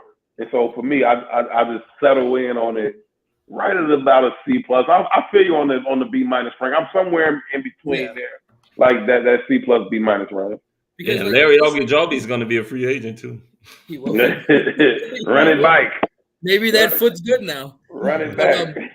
Here's the thing. Oh, I lost my train of thought now. You got me with the crap. What about go ahead, Frank. No, I know you're about to say something. Nah, dude, I don't want you to lose your train of thought again. Days. I forgot it again. Shit. Oh, shit. Son of a bitch. It just. What beer are you drinking over there? It ain't no Moors. I still don't have Moors out here. Shout out to Moors. I was gonna say this was gonna be my last thing. What do you think about? And I know it's been out there. I highly doubt that it happened. 7 seconds more. What do you think about Saquon Barkley? Whew. Well, before you even answer that question, are you re-signing David Montgomery? It depends. I ain't paying him a bunch of money. Would you pay him $7-8 million a year? No, probably not. Damn. Okay. Not dynamic enough for what you're trying to do moving forward. It ain't about him. I think David Montgomery is phenomenal. I think you can get that production from anybody. But that's the thing. You're not getting it from Khalil Herbert. What you mean? That was the problem. Khalil Herbert's a north and south runner. He can't catch. He can't block. Can't do anything. He could just run. That's where I always said David Montgomery does so much more. Okay, so even before he got hurt, right, and he was splitting time with Demo, he was 11th in the league in rushing. Well, he's a good rusher. What was he? 4.7 yards a carry. I think. You talking about what's Khalil Herbert? Fields take yeah, a lot of nothing's wrong with Khalil Herbert as far as running wise, but he can't do shit else outside of that. Yeah, he can't catch the ball and shit. Goddamn, we know the motherfucker can't block because he got Justin killed one motherfucker play. Let me be clear about what I'm saying. David Montgomery is the better player. He's the better running back. I love the way he runs the ball. He's hard to tackle. He makes violent cuts that scares me for his ACLs every time I do it. I mean, he jammed his foot into the ground and it's like, ooh. He's tough. He's a great leader. His teammates love him. But just in terms of production, you can get whatever he was getting. I think you can get that from Khalil Herbert, combination Herbert, Treston Ebner, combination Herbert, whoever. And so because of that, I wouldn't over-invest in that position. The only way I'm going to over-invest in running back is if you are a super dynamic, I'm talking generational talent running back. Saquon Barkley. So going to Derrick Henry, Saquon Barkley. Shorty is a problem. Saquon Barkley is different. He took that 330-pound defensive tackle from the 2 to the end zone off his quad. Yep. Now, everybody know about how strong his legs is. We all seen the squat videos from Saquon, but you saw it on display right there. A 330-pound D tackle hit him at the 2, and he took him to the end zone. We this way. We going over here, bro. Get on my back and come with me, you big motherfucker. And he's different. He can catch out of the backfield. He's fast. He's shifty. He's dynamic. Every time he touches, he can score. He's got health concerns though. And can he you? He does. Can you imagine it's just a Fields in the name? backfield, though? That's a defensive nightmare. If you're gonna put him and Justin Fields, good luck game planning for that shit. You can't stop that makes me stupid excited. Like, you know what I'm saying? Like, you get him and Justin stick that joint in there on the read. Like, you gonna knock crash down on Saquon? And then that's gonna leave wide open receivers when you're trying to stop those. Hey, listen, it's only him and Derrick Henry were the only two backs that I would be like, yeah, I got a bunch of bread for y'all. So, what about Josh Jacobs? Well, I'm about to say Josh Jacobs is a free agent. Yeah, I think the Raiders will resign him because him and I would take Saquon over Jacobs. And if you're losing Carr, there's no way you're losing Jacobs too. I think Josh Jacobs is dope, but just watching him, he don't give me that feeling. Well, that's what him and Monty are kind of similar, in my opinion. He just don't give me that feeling. I think he's nice. I think he's good. I think he can read it well. I think he's got great eyes, good feet. He runs, behind his pads. He's tough, good pad level, contact balance. I like him. I like Demo. Like, I'm not saying nothing bad about none of them dudes. But if I'm going to pay a running back, you better be Derrick Henry, Saquon. I'm talking Adrian Peterson. You got to be dumb nice for me to invest in that position because there's so many of them. I can get a running back, bro. I can get one. True. Yeah. Yeah, that's all. I mean, that's what I wanted to talk about. I wanted to just sit up there and say about Saquon Barkley because I know I've had this conversation with many of my intriguing. Friends. That's intriguing. He said he's on his short list, so that's why it keeps coming up. I mean, I just think like guys like Saquon, I don't think that New York is going to let him out at all. Yeah. I think they're going to try to re-sign him, and if they don't, they'll franchise him. And that's the problem that I have, and I also think with Deron Payne, because I know you guys said go to his house, kidnap him, do whatever until he signs. Shit. Pride, guess what? Washington is that fucking cop. They gonna come and kick in the door and be like, "Oh, you trying to take him? Yeah, we gonna franchise him. Ain't shit you can do." Yeah. Ain't shit you But can they do. will give I him a hate bench because I they hate can't. They got to pay Montez Sweat man. and then Chase Young as well. I mean, but that's the thing though. They don't have to pay them this year coming up. They can sit up Sweat is there and next year for franchise them sure. for 1 year. Yeah. So I don't know, but yeah, it's getting about that time. It's about that time that we sit up here and we give out some shout outs. Herb, go ahead, shout out. Shout out to y'all, man. For real, man. Shout out to y'all. Y'all had another dope season. Held it down. Consistently bringing the people a dope show, dope guests, Bears players. Like y'all. We got Paul Ettinger's wife on here now too. Oh wow, the whole Edinger family. Hey, Mrs. Yeah. Edinger. Y'all. Shout out to y'all, man, for being consistent, being dope, being knowledgeable. Like we all meatheads about the shit, but it's levels to this meathead shit. You got to actually know some ball too. Like don't just be a meathead just for the sake of being a damn meathead. Know some ball, and y'all know ball. Y'all know the Bears, and salute to y'all, man. For real, I've been on a couple of times, man. It's been an absolute pleasure every time. It's always damn fun. I always be talking, and look up and be like, did that say 2 hours and 31 minutes? Like, you know what I'm saying?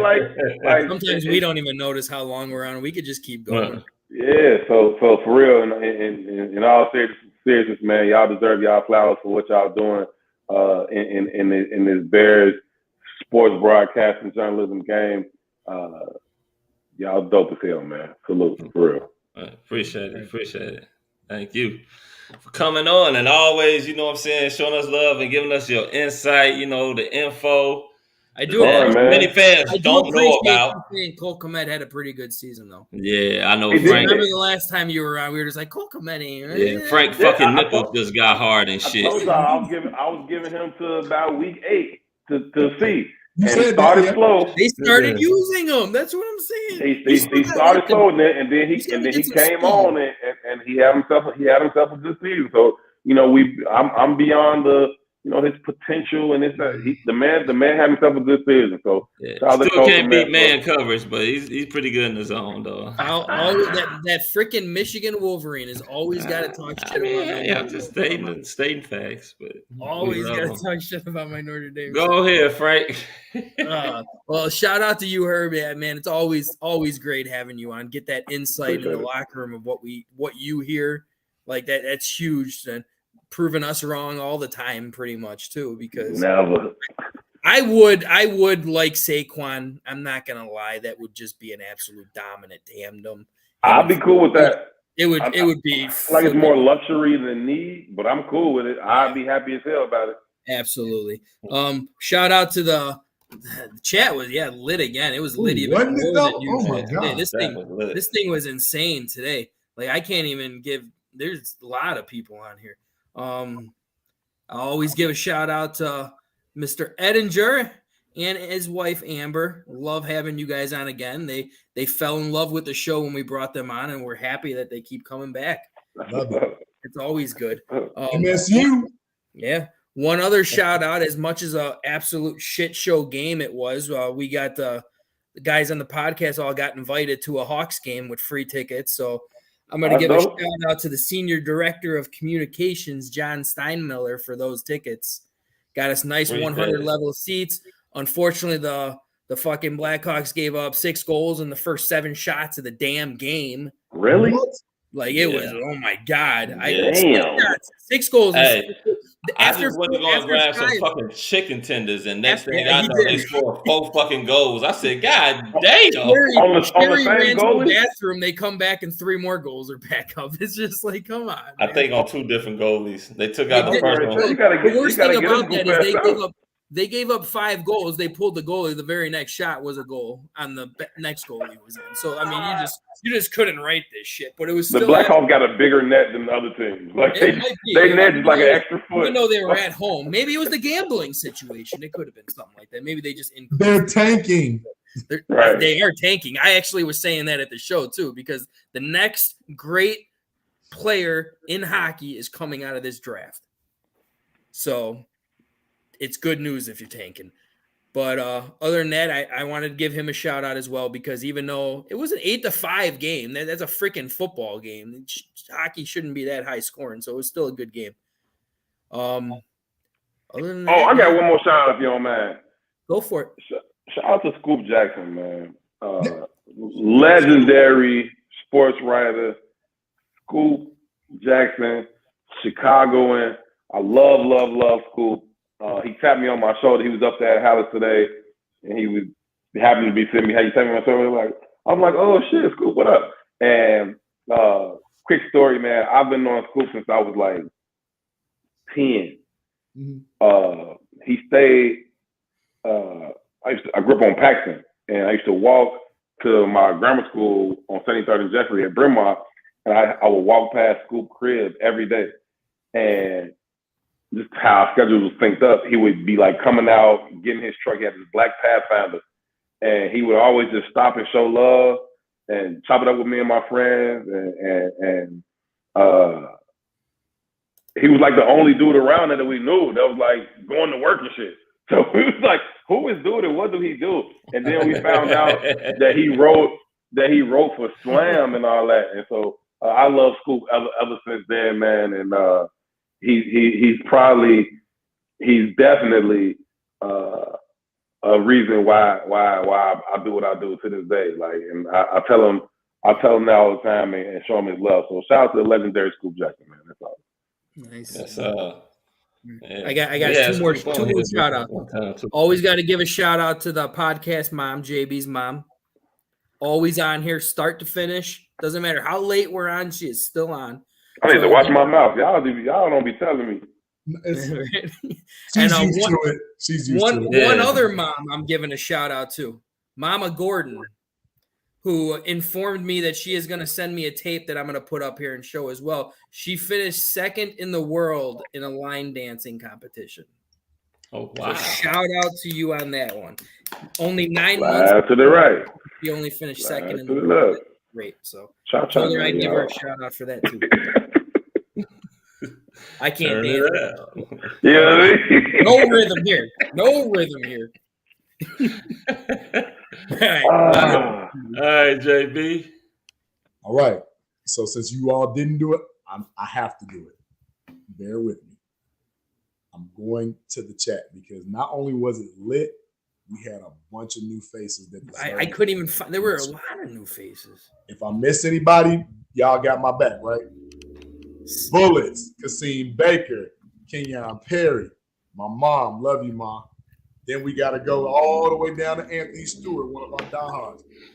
Cuz, J First Class, Damon on fire, Clarencino on fire, Scott Hopkins, as always. Thank you for tuning in. We always love to see our repeated guests. Easy, of course, you met him today. Easy does it. Michelle Bronner, thank you for chiming in, one of our new group members. Then Gregory Edge, that's my man Track from the Shop. Then we got to go all the way down, as we said. Thank you and shout out and love to the Edinger family. Vernon is back in the building. Then we got to go all the way back down. Cevius R. Dixon, thank you, man. Appreciate you chiming in. Troy Thompson came in with some great rhetoric. Thank you for chiming in. We appreciate the love. Manuel Valverde, thank you for chiming in. Another brand new guys. Like, this is why we do this, because there's a lot of people out there who love the Bears, who look for a platform, look for a chance to just speak and talk just open and freely about the Bears. Like, for you, Foulmouth didn't pop off this. Thank God, because maybe I can watch it work. You did, dude. Come on, thank you. Hold on. Nah, fuck all that shit. Ain't shit gonna be goddamn watch that work, because I don't give a fuck no more. And yeah, I'm pretty sure there you go. It's off. Well, no, we might be able to watch it now because he's way behind the cutoff line. So, but man, so many great people in the chat. Again, this is why we do this. We're diehards, right? Some of us have loved the Bears, hook or crook, since we was in diapers, didn't have a choice. But we hear and we love what we see. We love our team, right? And We do this for y'all. So thank you so much for supporting us. We're going to keep bringing you great content. Herb, as always, my brother, thank you. Love to have you on as always. You always keep it real. You always keep it funky, man. We appreciate you more than you know. Thank you. Shout out to my brothers. Shout out to Chris, Frank. T. Nick is back there lurking. I'm not going to take your statement. He's lurking. He commented one comment. Right? Man, he's sitting on the couch eating motherfucking M&Ms and ice cream, man. Oh, wait, look, that's a bonbon. For love. Right? L for love. and L for love, right? And L that's for all. love, lurker. Everybody else, thank you. We appreciate it. We love you. Oh, tune in next week for a special guest. It is. Okay. So I want to give a shout out. I want to give a shout out to Frank the Tank, JB, my man Herb Howard. Always love family when you come on, brother. For real. And you know something, you do what you do, but you're so humble with this shit. You bring a lot of fucking facts and a lot of knowledge and shit. You know what I'm saying? And you know, I can go back and forth with you. We can all go back and forth with you. It's all out of love. You know what I'm saying? Some people may get love in their feelings, but it be all out of love. You All know out how of we love. rock it. Right. You know it. The chat fucking lit. The chat was lit. We appreciate everybody that was in the chat that came on, express how they felt about the Bears, giving us their opinions or whatnot. Also, you know, there'll be times where we be having episodes where we want you guys to come on. Come on, whenever you want. Right there on the bottom, when we sit up there and say, come on, be a part of the podcast. These are one of the few podcasters that we are actually allow the people in the chat to come on and express what it is that they want to see faces. Say. Yeah, we like to see faces. I see the names. I want to see the faces. Absolutely. You know, hey, just a heads up, that's how I got on this panel. By jumping on a live chat that they asked me to come on to. Damn, I didn't know that. That's a fun me too. Right. Side fucking cussing all the damn time. Oh, I want to give a shout out to our sponsors. Our sponsors, Hugh. Give a shout out to them. Moore's Beer. JV's always representing. Want to give a shout out to Under Armour. And God damn it, I know I'm missing somebody. Who is it? What's the clothing company? Oh, In the Zone. Give a shout out to In the Zone. Yes, once again. And also remember to like and subscribe to the Chicago Clubhouse podcast. We mean it. Like and subscribe to us. It should be entertaining. We always bring in people. And trust me, our guests we're getting more guests and they're getting bigger. You know what I'm saying? Ain't nobody big as Herb, though. Herb be holding it down. Herb be holding it down. Want to give a shout out to the fucking kiddies that should have their asses in bed because it's a fucking school night.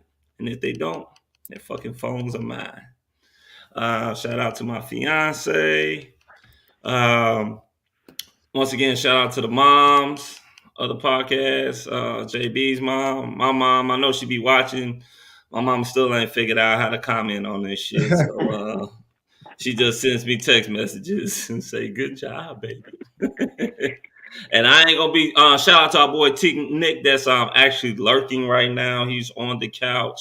I thought y'all fired him or something. I'm like, what's he at? Man? Nah, that crazy. I ain't want to ask on camera.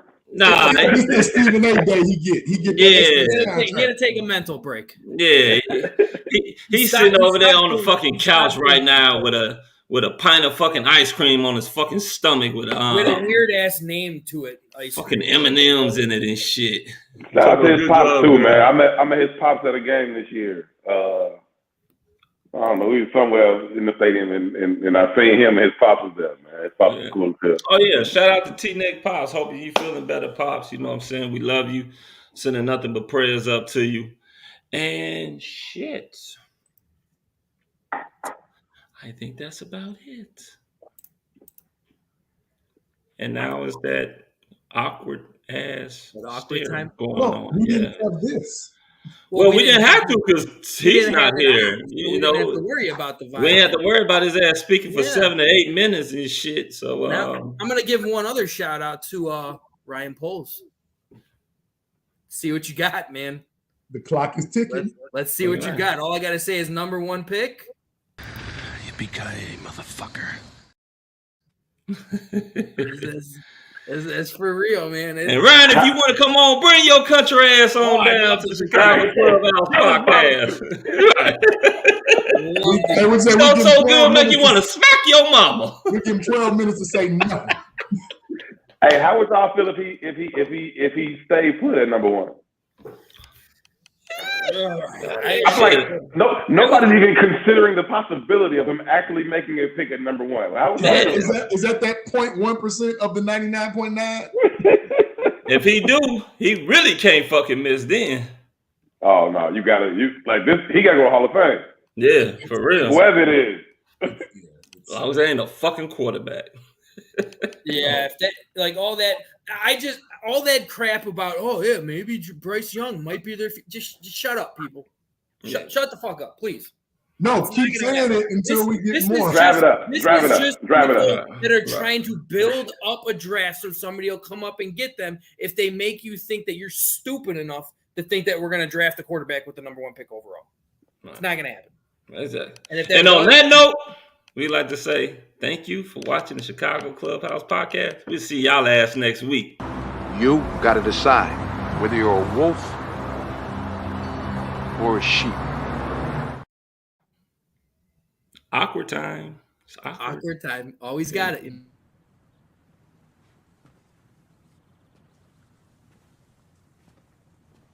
You're still here. It's over. Go home. In the words of Tony Kornheiser,